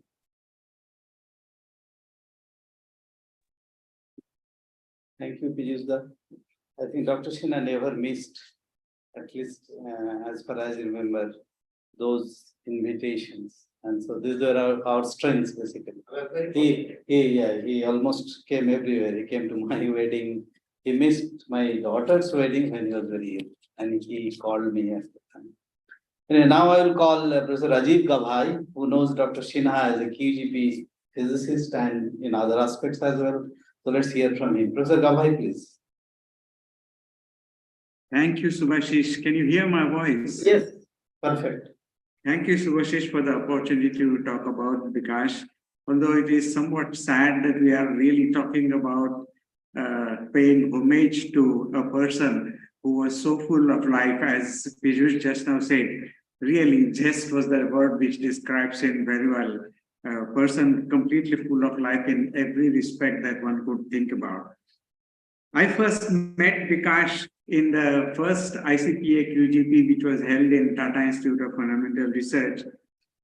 Shivaji, who was also here, Dinesh, and he were the main key organizers at that time. And the conference was, of course, extremely well organized in all respects. The dinner, for example, the conference dinner was talked about for a long time afterwards, exactly like the one that was mentioned. And also, I think if I'm not wrong, there was a Sarod recital, which was also fantastic, which was part of the conference program. But this obviously was perhaps the first major conference of Bikash, where this standard way of very nicely organizing conferences became his trademark. From the physics side, in this conference, he actually invited many top international physicists working in the quark-gluon plasma. And that actually had a tremendous impact on the budding Indian physicist community in this area at that time. With listening to these talks, talking to them, interacting to them was really a wonderful experience. And as if taking a cue from that, Bikash and VECC group in general actually continued this series, including the 8th one that has really happened with recently in February. But I think it is fair to say that this series of conferences have really invigorated the quark-gluon plasma field, both in theory and experiment in India in a very big way. And full credit for this goes to this series of conferences. Bikash was also the main driver in the experimental activity in this area. And I can say as a theorist that the existence of this experimental activity within the country actually allows tremendous opportunities for the theorists also to interact and get new ideas, discuss their latest results. And so from that perspective, he's being theorist and still driving the experimental activity in a very big way was really very foresighted. In fact, starting from WA93 to Alice, direct photons were really his favorite, and there were times when he and the VECC group, Dinesh in particular, have actually used direct photon results as a major signal of quark-gluon plasma, an activity which still goes on. As Piyush just now said, the astro part in the ICPA QGP that was basically Bikash's love for strangelets. It actually emerged also in the February 2023 conference. I actually met him in this conference also. He was appearing weak and frail, but when he started talking about it, and I think he did mention strangelets in his talk, then he was really back to his old Bikash, very cheerful and zestful and enthusiastic about physics. It is really hard to imagine that he's gone, and in the next ICPA QGP that might be held, he won't be there. The entire community, the theorists as well as experimentalists in this area, would definitely sorely miss him. And the only thing that one could really offer is my sincere condolences to his family. And I hope that they have the courage and patience to face this very sad occasion. May his soul rest in peace. And that's that. Thank you. Om Shanti. Thank you, Professor Gabhai, for your expressing your memories to us. I think we all talked about ICPA QGB series, but I remember one thing which has not been talked today is something called Puri School, which happened, I think, in 1989, where Dr. Sinha put together a set of teachers in Toshalishans, and the proceedings of the Puri School, I think, still is something which all students in quark-gluon plasma field must have it. So there it was, Frank Close was there. I think Narayan Rana was here, then Shalmeran was here, and it was a great volume. So now I would like to call upon another Dr. Sinha's favorite students, Professor Vedang Mohanty, who we would like to hear about Dr. Sinha as a teacher, as a director, and as an inspirator. Vedang, please. Thank you, Subhasista. Thank you very much for giving this opportunity. I would say that Professor Sinha had enormous love and affection for me and my family. To me, Professor Sinha could traverse this canvas of nuclear physics, high energy QGP physics to early universe cosmology with great ease. He was a visionary and institution builder, a keen and much acclaimed theoretical physicist who built several vibrant experimental physics groups also. And more so, he was a man of renaissance, large-heartedness, and generous. To me, he was a mentor and a father figure. And why I say that, When I left VECC and joined NICER, he called me and said, I have to come and see whether you have settled down there properly. One such photo I have shown here, and the room was completely full with MSc students, PhD students. And I remember he telling that I am a cosmological constant, but I cannot die, but I die with the universe. I was also lucky to have co-authored papers with him and Janeda and Saurabh on photon interferometry, lepton interferometry, and learned a lot. I was thinking what to share here on personal level. There are many things, but then I recall that at the ICP QGP in Puri, towards the end of his inaugural talk, I do not know why, but I recorded the last 3 to 4 minutes, and which Subhashisda you mentioned, and also Dr. Vyogi mentioned. Let me see if I can play it. You know, he talked about some of his friends. He talked about the most important result according to him in this field. He also gave us advice, and of course, he had a lot of jokes to make. I hope it plays out. George Lucas, Leo Letterman gave a talk, is dead now, and George Lucas is also dead. B.D. Sikandar is dead. Bhaskar Datta is dead. Jitu Pari is dead. But I can assure you, ladies and gentlemen, I'm not going to put that fast.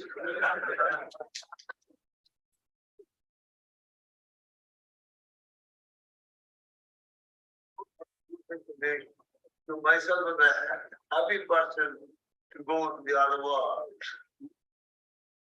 Another point I'd like to make is a world discovery I talk about in this field, which intrigues me no doubt. Eta by S. Eta by S gives an idea that interactive quantum transfer in space, not non-interactive, but very interactive. But that's a surprise of all things, because quarks, when they come close together, in a reciprocal language, are supposed not to interact. But that's something, a great discovery that has happened. I hope more our work goes on in that direction. I wish Helmut Sass was there, and Hans Gutbrod was there, Larry Nasharan was there. Ivan Srinivasan was also there. Then I said, to me, but he said, you may think you are old because, but I'm much older than you, my God. Anyway, it was a grand old conference, and now we're mature to use that. Now is the time to act more fundamentally as a leadership, so that the experiments at LSC and RIC and FAIR can take place from our pioneering work. This is so reminiscent, this picture, that I had it in my office, and I watched it. There is Hashi, Bhaskar Datta, Shivaji Raha, and myself organized this conference in Tata Institute, which is not an easy thing to do. One of these go down.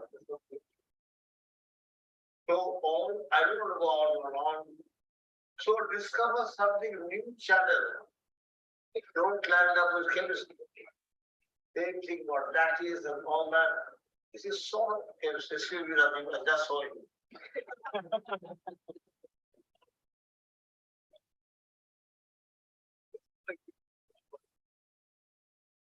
But what goes near that is what comes out.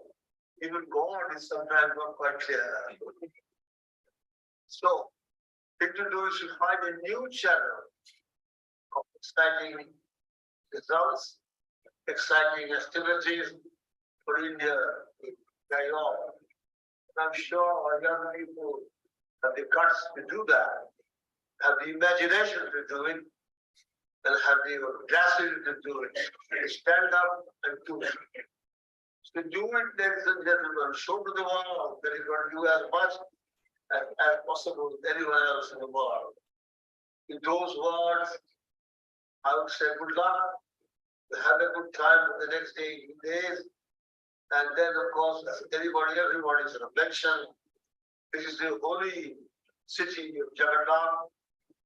Jagannath is an interesting person, because Jagannath is the creator and beholder and destroyer of the world. The rest is a poetic illusion of Jagannath. And I think Jagannath somehow excites most people who come from abroad, and including myself. Those who understand Odia, I tell you a story in Bengal.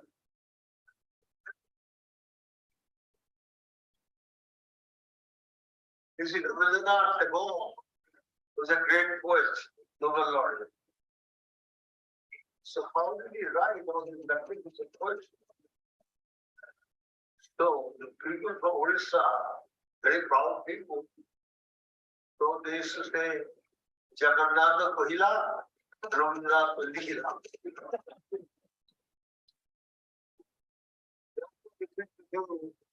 Is that you write and think at the same time that Jagannath is doing that. Okay, I would end by saying my pranam to Professor Bikash Sinha, and we will certainly miss him, and may his soul rest in peace. Thank you very much. Thank you, Vedant. Thank you for showing this video. I think that was the time Dr. Sinha was in wheelchair. So it was only because of Bikash Sinha and his energy that many of us talked about, that he could visit and stay there for 3 days, give that lecture. He didn't want to give the lecture sitting, but he even said at the end that I cannot stand anymore. And I think this is the inspiration. There is no more better inspiration than anything else to us. Now I would like to call upon Professor Gautam Bhattacharya, Director, Saha Institute of Nuclear Physics, to share his thoughts.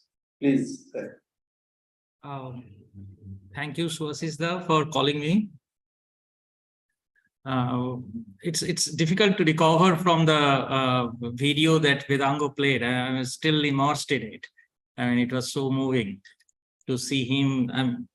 Talking probably during the last 1 year or so. It happened, right? I mean, Vedango. I mean, I don't know.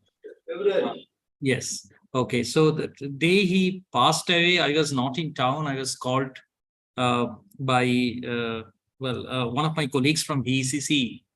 Friends from VECC called me to give this news. Although I knew that he was not keeping up good health, but I didn't know the situation was that critical, and it was quite shocking for me. I felt very, very sad.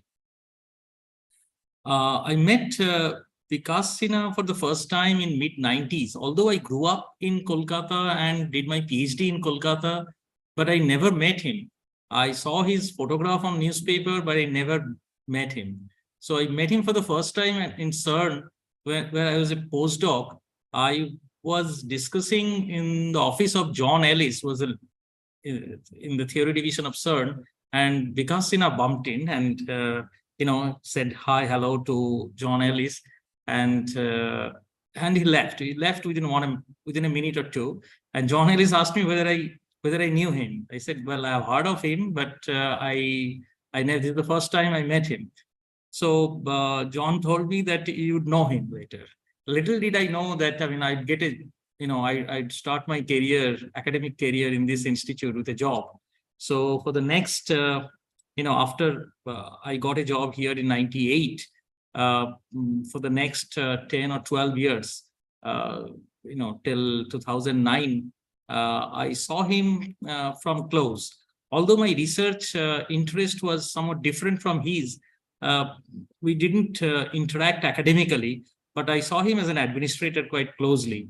And he was extremely helpful to younger faculties like me.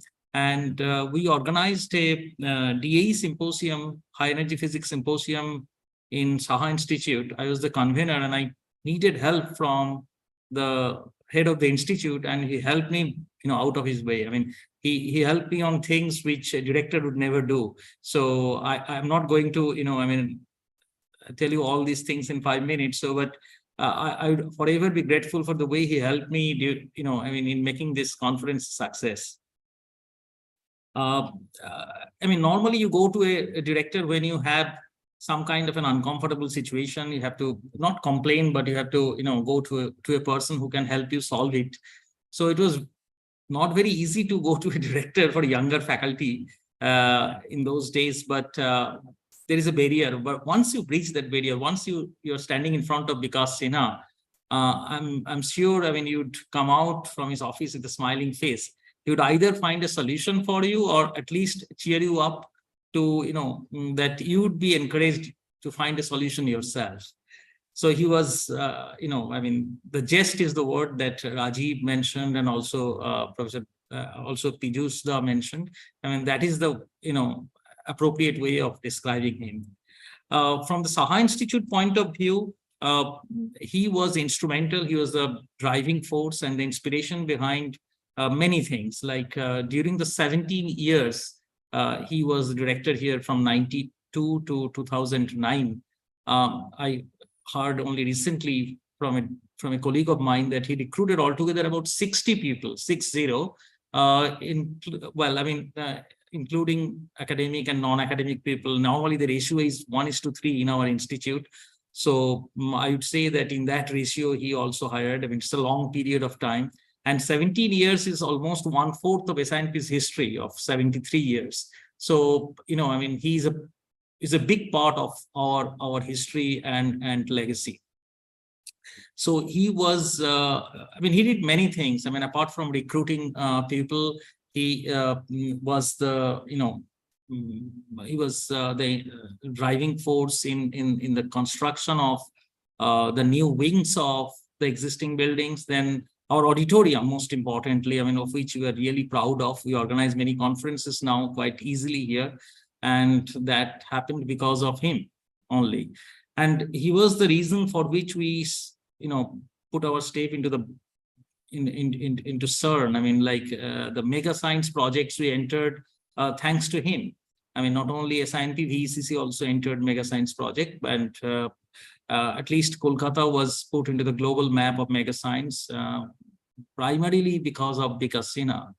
Okay, now if I compare the 17 years before Bikash Sinha joined and the next 17 years for which he ruled, there was clearly a paradigm shift. The way we the style of functioning changed, the way our budget shot up multiple times. Okay, and new directions of research opened up, and many other things.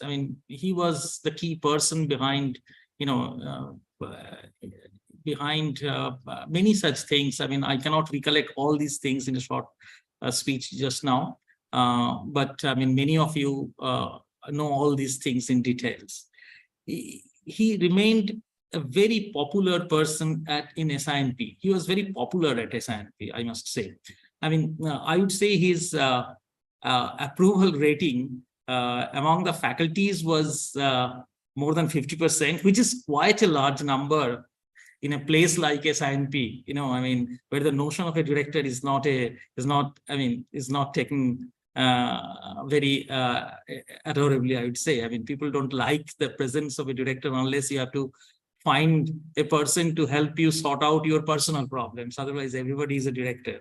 So his approval rating was, I would say, much more than any other person I have seen. So presently, the rating would not go beyond 5%. So that way, and he was a mix of the Western and Eastern ideas. Like in the exterior, he was quite Westernized in his attire, to way of speaking, his official address, and sometimes formal speech. He would quote, Descartes. He would quote people who, I mean, his ideas were based on European romanticism. I mean, he would quote Tagore or George Bishop. He would sing, he would ask someone to sing George Bishop, Devabrata Bishop's song and all. And on the other hand, he had an Eastern, I would say, not Indian, rather Oriental approach. He took his inspiration from in the leadership role. And so the mix between the East and West made him, a person for whom many people, particularly the uninitiated, would fall immediately. I mean, they would be gobsmacked.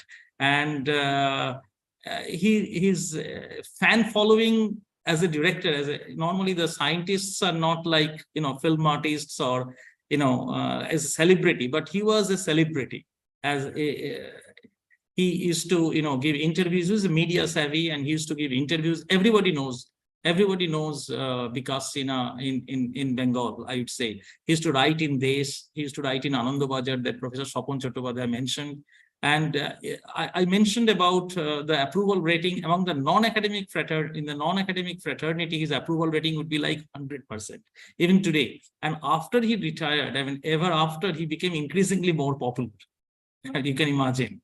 So, I mean, I think Bikash Sinha's memory would live long. I mean, it is very difficult. It was very difficult to ignore him. It was very difficult to ignore his advice. So, and his memories come back, I mean, every now and then. Whatever we do here, he said that in Bikash Sinha's time, this used to happen this way. So he is an inspiration from many perspectives, I would say. And his memory would be there for a long, long time. And I would end my speech saying that, I mean, I pray that let his soul rest in eternal peace. Okay. Thank you, Subhasisda, for giving me an opportunity to speak. Thank you, Gautam, for sharing your thoughts. I think you mentioned very crucial points. Now, I got a call when Dr. Sinha expired next day from my village in Purulia. Somebody called me and said, do you know Bikash Sinha? Then, of course, I said, yes, I know him this way, that way. Then I asked him, how do you know? He said, yes, I know. I said, how? Now, I've read all his Bengali writings in Desh and Anandabajar and in books. So that is where his reach, that's what he also mentioned. Now, before I go to Anju, please give me 1 minute, because I would like to read from what Jürgen Fuchraft has written, because he has some medical emergency, he could not join. I just read it out. With Alice well in its third decade, it is a sad duty to say goodbye to one of its early visionaries and architects, who is no longer with us on this continuing journey. Bikash was undeniably among those whose influence on heavy ion physics, both in a broader sense and within the context of Alice project, is unmistakably woven into its fabric, manifesting in both significant and subtle ways. While my experience may not lie in assessing his scholarly accomplishments in the realm of theory, his learned trait, I had the privilege of witnessing firsthand his talents in managing, motivating, supporting, and in strengthening the Indian team. From modest beginning at the SPS, armed with only a handful of collaborators, students, and borrowed equipment, but a grand vision and unbeatable good spirits, he nourished and led the Indian team to eventually become a major pillar in our experiment, and one of the big players around the table in heavy ion physics. He embraced every challenge, be it in the Manas chip or in big beyond chambers, and endeavor that even larger and more established labs within Alice hesitated to undertake. And along the way, he charmed and coaxed India to assume a notable position as one of the most prominent non-member states participating at CERN, culminating in its accession as an associate state in 2016. When asked about the key to start a successful high-energy experimental effort in a nation with limited historical context or infrastructure, I often gave this advice. It is indeed a straightforward pursuit. You need foremost a charismatic leader, a pool of enthusiastic and well-educated students, and a grand vision. You start with what you have, and then you persistently and forcefully push and pull and argue and charm for decades on end, foster successive generations of students, send them out into the world to learn, entice the finest to return home by granting them the space and support to thrive. With some luck and unwavering support from your home country, you eventually may succeed at Bikash. I was fortunate enough to participate in his much delayed 75th birthday festivities last year. True to his character, Bikash didn't give up just because the world had shut down for a couple of years because of the pandemic. He rescheduled the event many times and finally even managed to combine it with the anniversary celebration of one India's most notable writers and philosophers. While his passing leaves an undeniable void, his legacy left a very vibrant and thriving team. Primed to continue the journey he embarked upon with a glass of his favorite whiskey raised in tribute, I honor the man's memory, and with deepest condolences, I extend my sympathy to his wife and family. To the Indian team, I offer my most heartfelt wishes for a sustained voyage along the trajectory he so passionately envisioned. Children, Professor Unju Bhasin, please.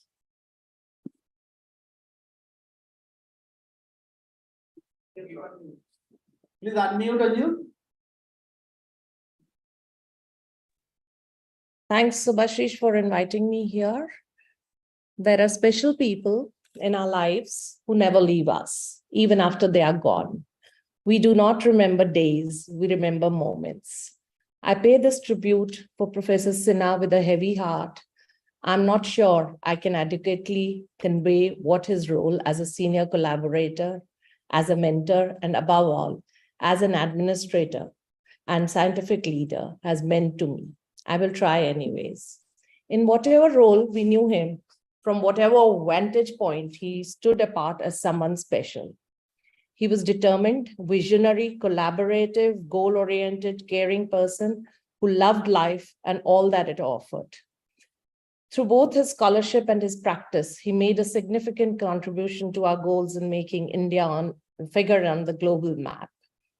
His many awards, like everybody talked, and public recognitions, as mentioned by Subhashish and others, reveal that his was a distinguished career of considerable import.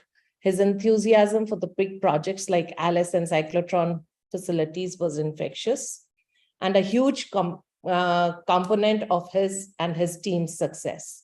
One thing that I will always remember is that he was generous in sharing his vast knowledge and vocal in his appreciation of the team's effort, besides his typical British sense of humor. From my interaction on different occasions, I began learning about analyzing research and communicating insights outside of the specialist audience. On a personal front, I received a lot of affection and advice from him throughout my working life, particularly in my early years in ALICE, and thereafter when I was the Vice Chancellor of a cluster university of Jammu, when he talked about his experiences of heading the institutions. On one of my meetings at Kolkata in 2018, he invited me to his office and talked passionately about the Tagore Center for Natural Science and Philosophy, which was apparently set by him.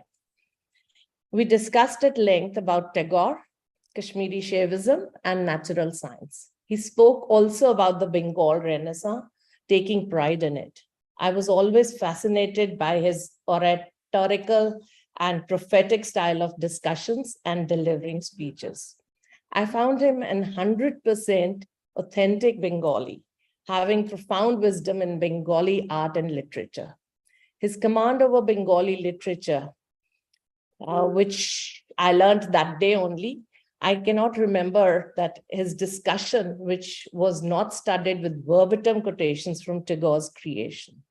In fact, that day I realized that the great scientist was an ardent follower of Rabindranath Tagore. It was perhaps somewhere in 87 or 1988 during my PhD student days when I first met Professor Sinha, when there were these talks going on about the participation in university institute collaboration for WN93 experiments. During the early phases of ALICE, after contributing to the Birmingham ALICE CTP R&D, I became a part of the Indian Alice collaboration and was not very comfortable with the behavior of a couple of colleagues in the collaboration.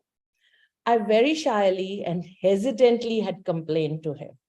Hesitant not because I had some fear of him, but hesitant because of his charisma, aura, and grandeur. He talked to me about it in length, about the issue, and I keenly observed his soft skills while engaging with me over the matter.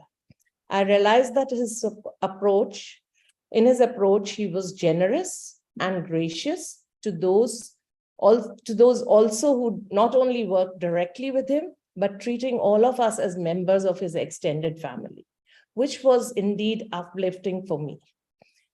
There are several other incidents that followed later where I learned a lot from him. Little did I know at that time that my small interactions and discussions with Professor Sinha each time I met him shaped me not just as a professional, but as an individual. Professor Sinha's contributions were powerful and his work ethic more than remarkable. His special leadership abilities and charismatic personality were readily apparent. Energy, commitment, integrity, witty, well-read are all the words that begin to capture my image of Bikash Sinha. He was one of his kind and will be sorely missed as a colleague, friend, and a scholar. My last physical memory of Bikash Sinha is from February 2023 at Puri. And it's about the clipping which Bedang just showed, where he was talking. Though he was feeble in strength, but being as enthusiastic and speaking in his always famous aristocratic style, his words still echo in my ears. When he really talked about the fact that I am still here. He had a zest of life. There is now a huge void. While we will all miss him as a mentor and colleague, but I will instead attempt to focus on the invaluable time I got with Professor Sinha and the way he enriched our lives and positively influenced our perspectives. Professor Sinha, I stand in awe of the charisma you emanated. We will miss you and your ever smiling face. You are one of my role models. May you rest in peace. You so richly deserve. Thank you. Thank you, Kunju, for your words. Now, I would like to invite Dr. Sinha's collaborator and student, that's Shourav Sarkar.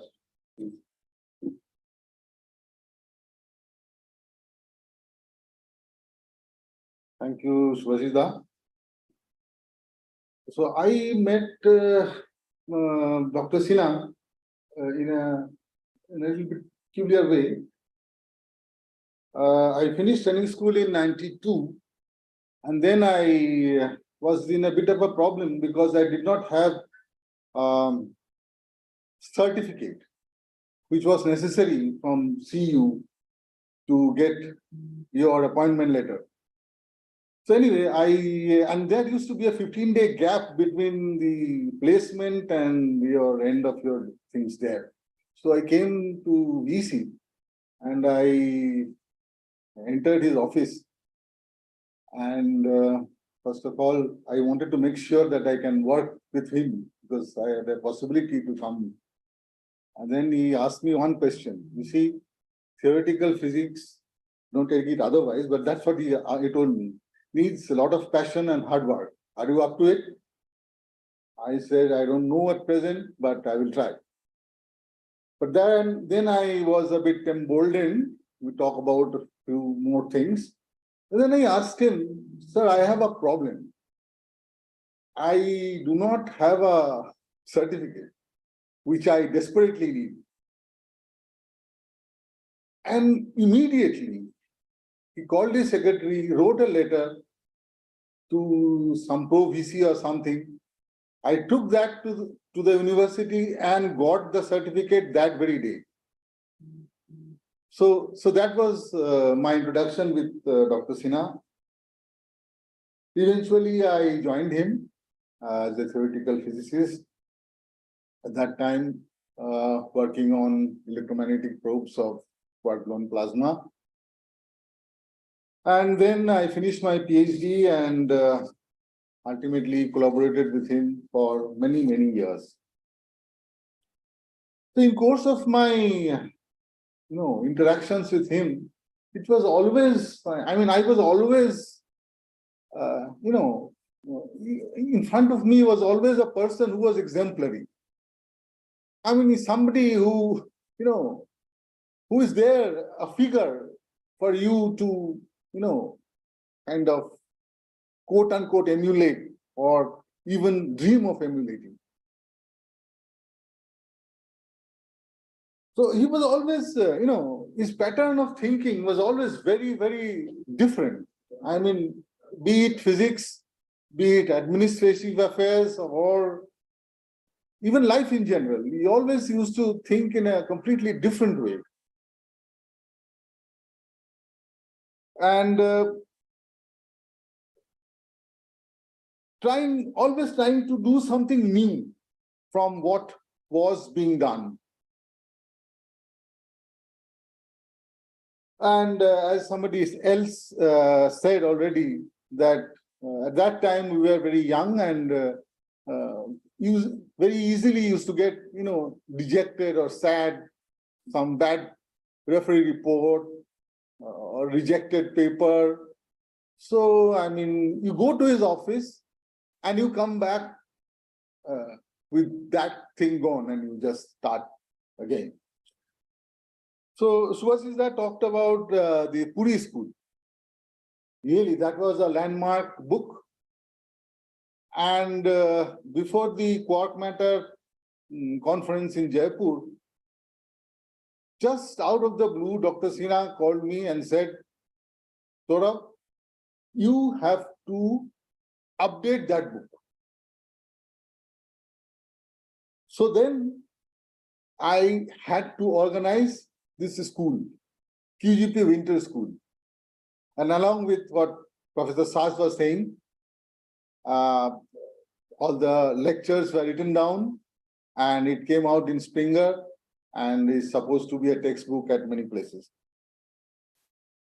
So actually, I don't want to go on saying things because you see over so many years, there are, hordes of memories always flooding in.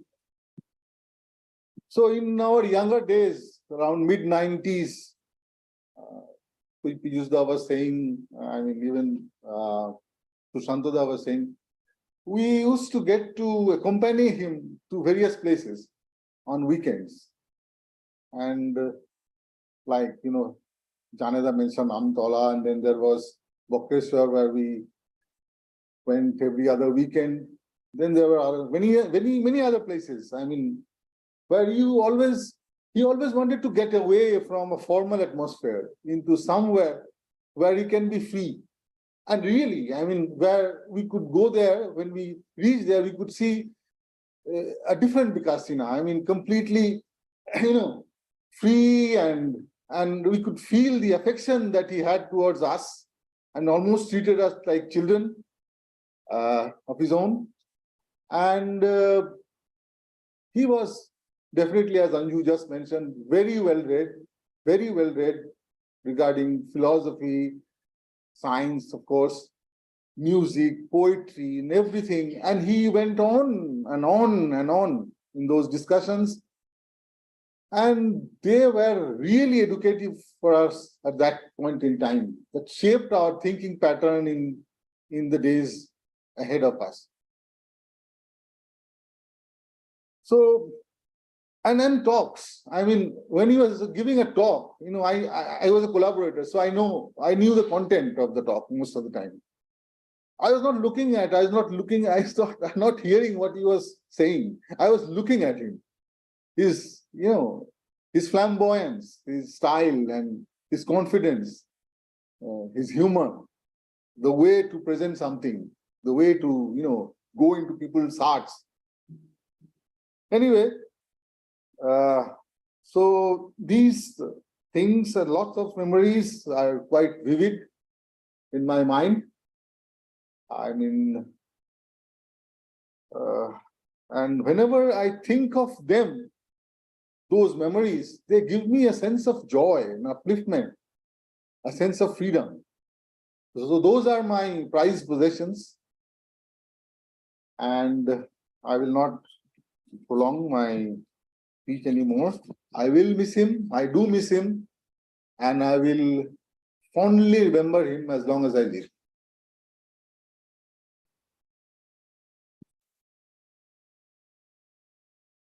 Thank you, Saurabh. Now I would like to call upon our colleague, former colleague, Professor Shailo Bhattacharya, who is now in US. Shailo, are you there? We can see you, so maybe you can unmute and then start speaking.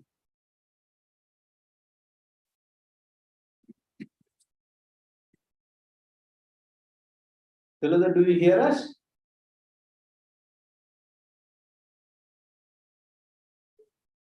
We can see you. I don't know whether he can hear us.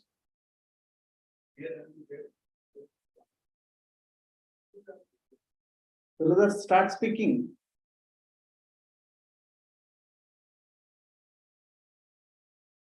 Let's see him, no?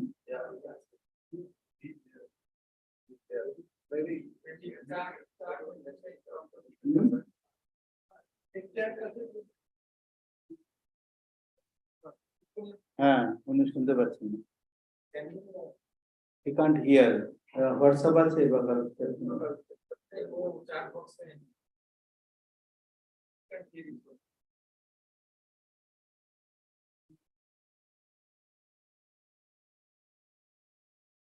can you hear me?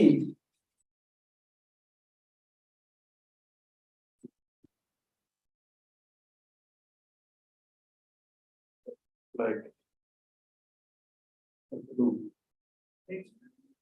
Next, yeah, I can just read it out. He has sent something. My interaction with Dr. Bikash Sinha started almost from day one of joining DAE as a trainee scientist.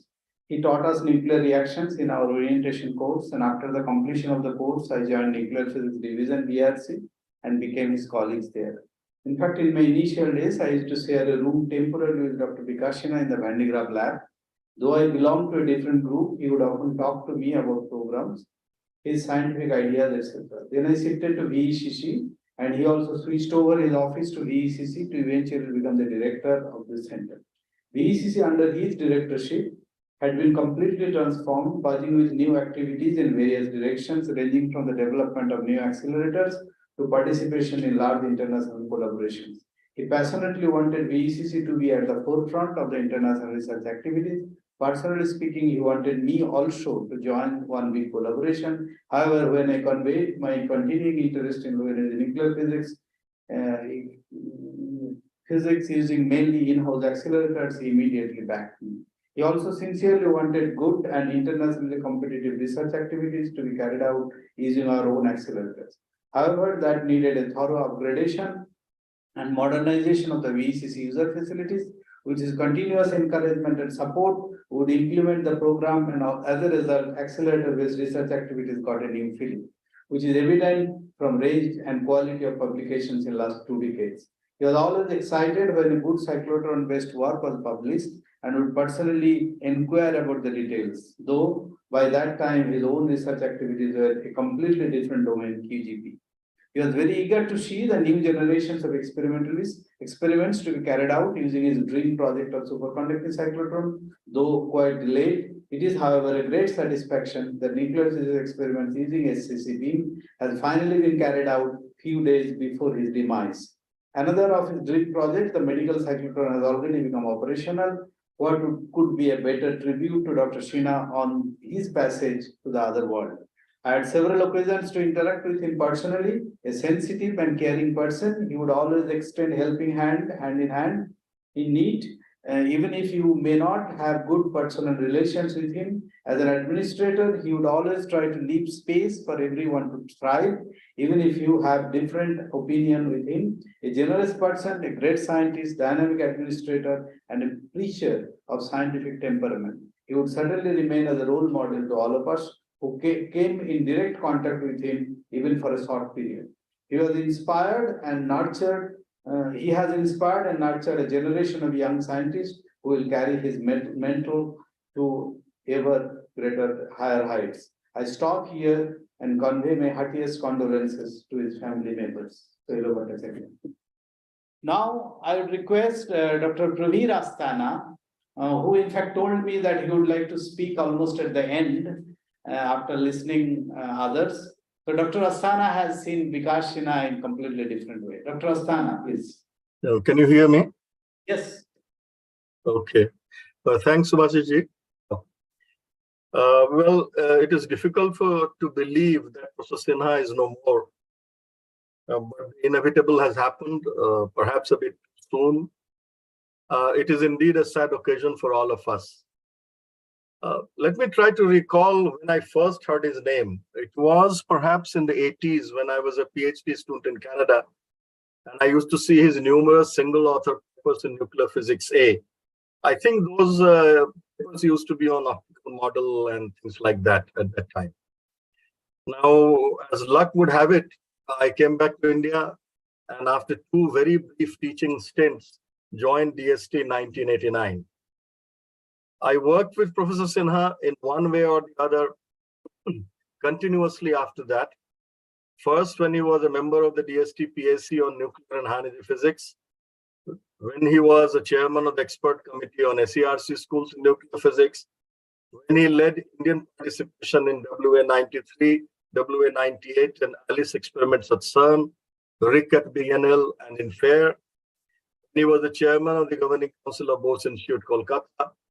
So practically uninterruptedly from 1989 to 2018. Even after that, I would meet him whenever I was in Kolkata. If I remember correctly, I even met him a few times after my retirement from DST in 2020 during COVID times. My association was thus over 3 decades long. Now I feel that I'm too small a man to talk about such a towering figure.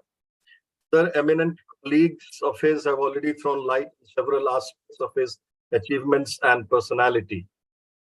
Let me nevertheless point out a few things that I found special about him.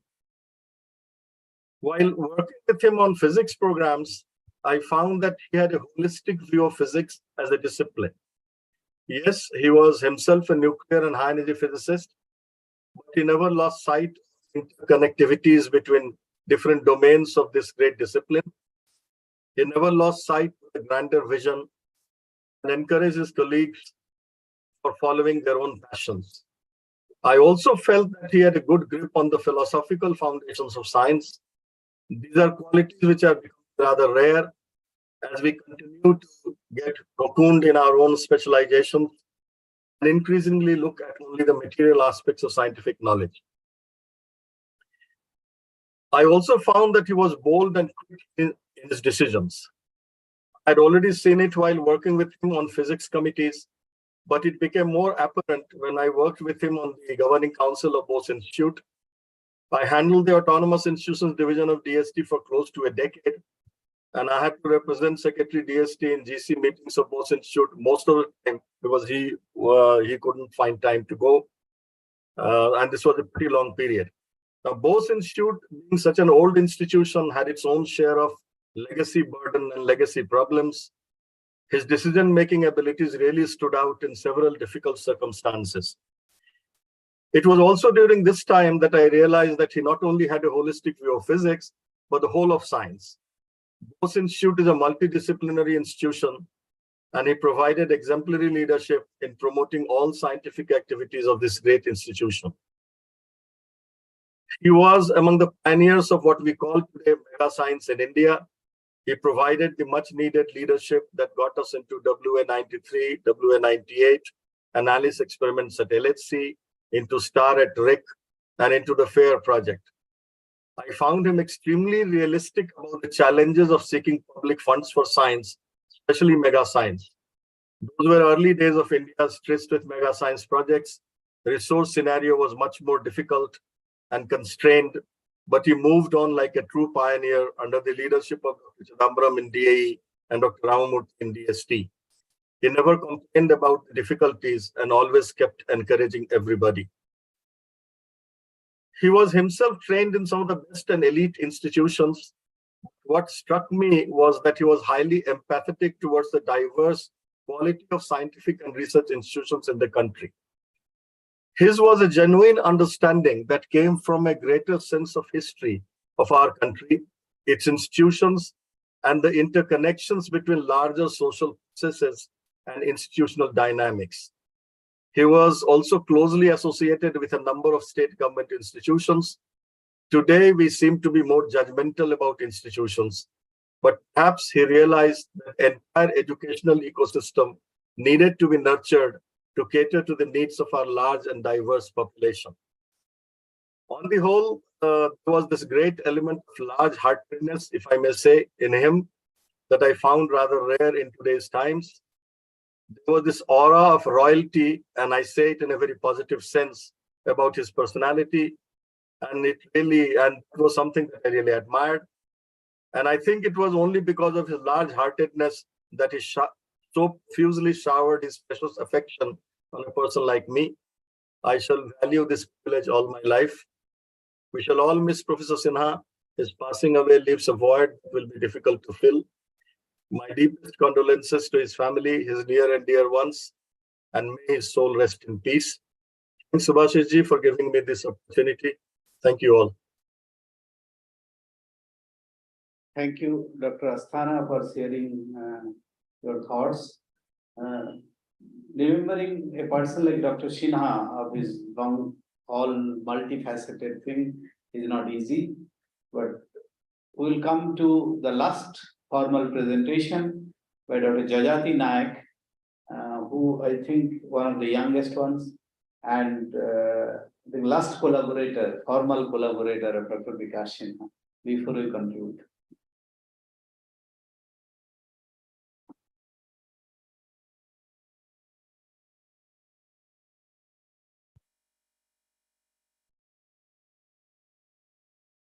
Good evening. So I am probably the youngest collaborator of Professor Sinha. I have a great respect for him as an excellent scientific leader who encourages the younger generations all the time to take up the challenges. I remember my first encounter with him after joining VECC when I came from VRC training school. That is 2003 September. Generally, a launch is always organized by physics group before Durga Puja, known as pre-Puja launch. So I think it was 20 or 30 days of my joining when the pre-Puja launch was organized during that year. When I was introduced to, so basically in that launch, the newcomers were generally introduced to the group members. So I was introduced to others by Dr. Dinesh Srivastava, who was the group head of physics group at that time.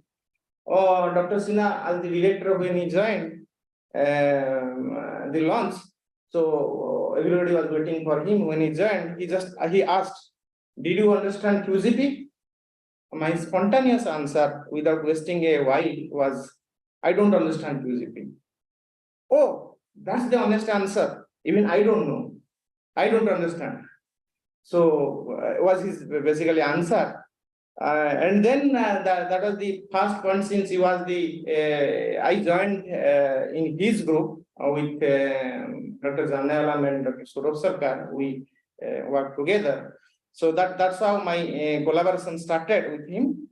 And last few years, I had more discussions with him, not only regarding QGP, but also many other topics outside the QGP, also politics also.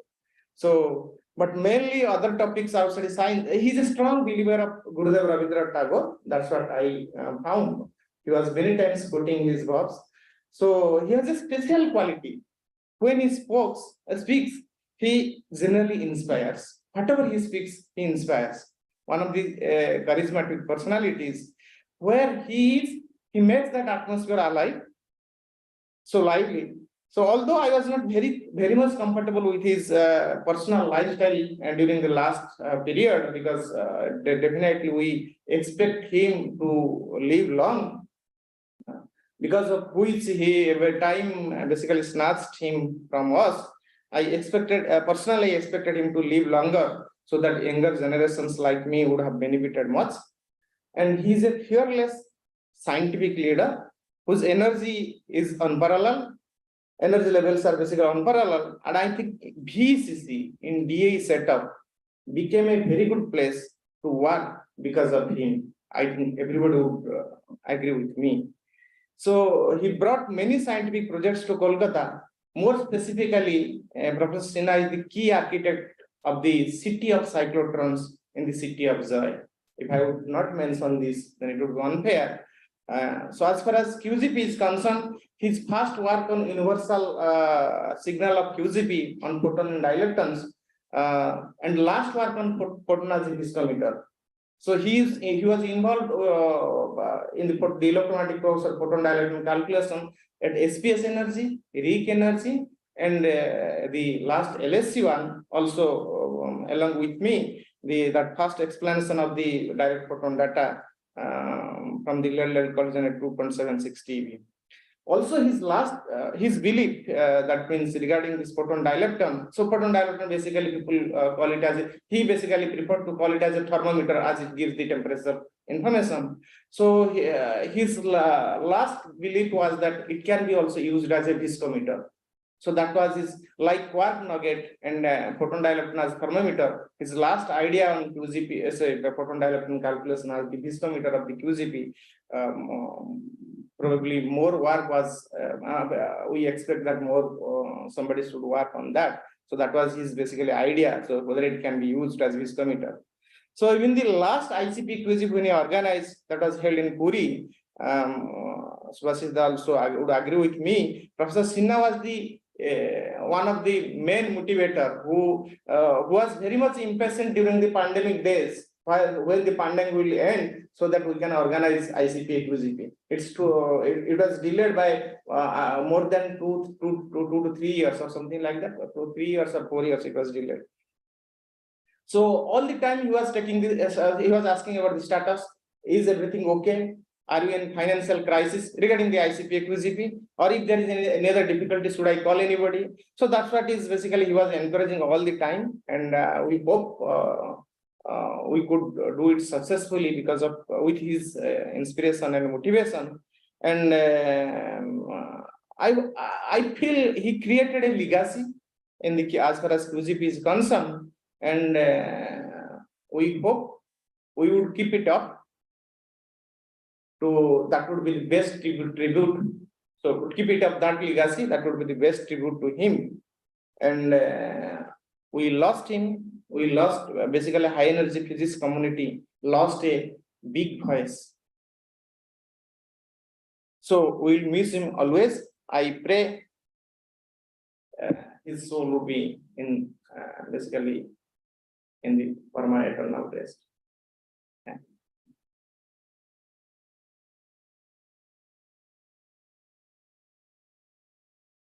Thank you, Jajati.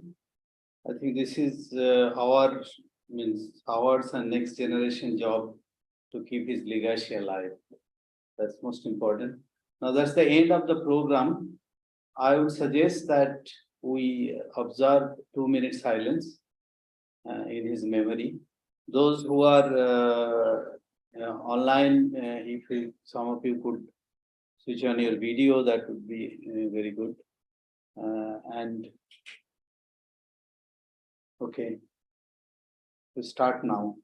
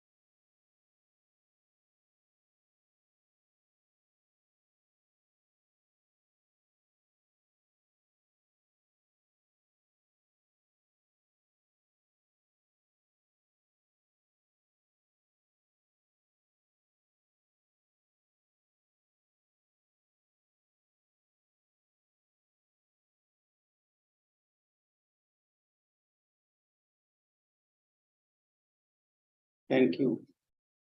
And thanks for joining.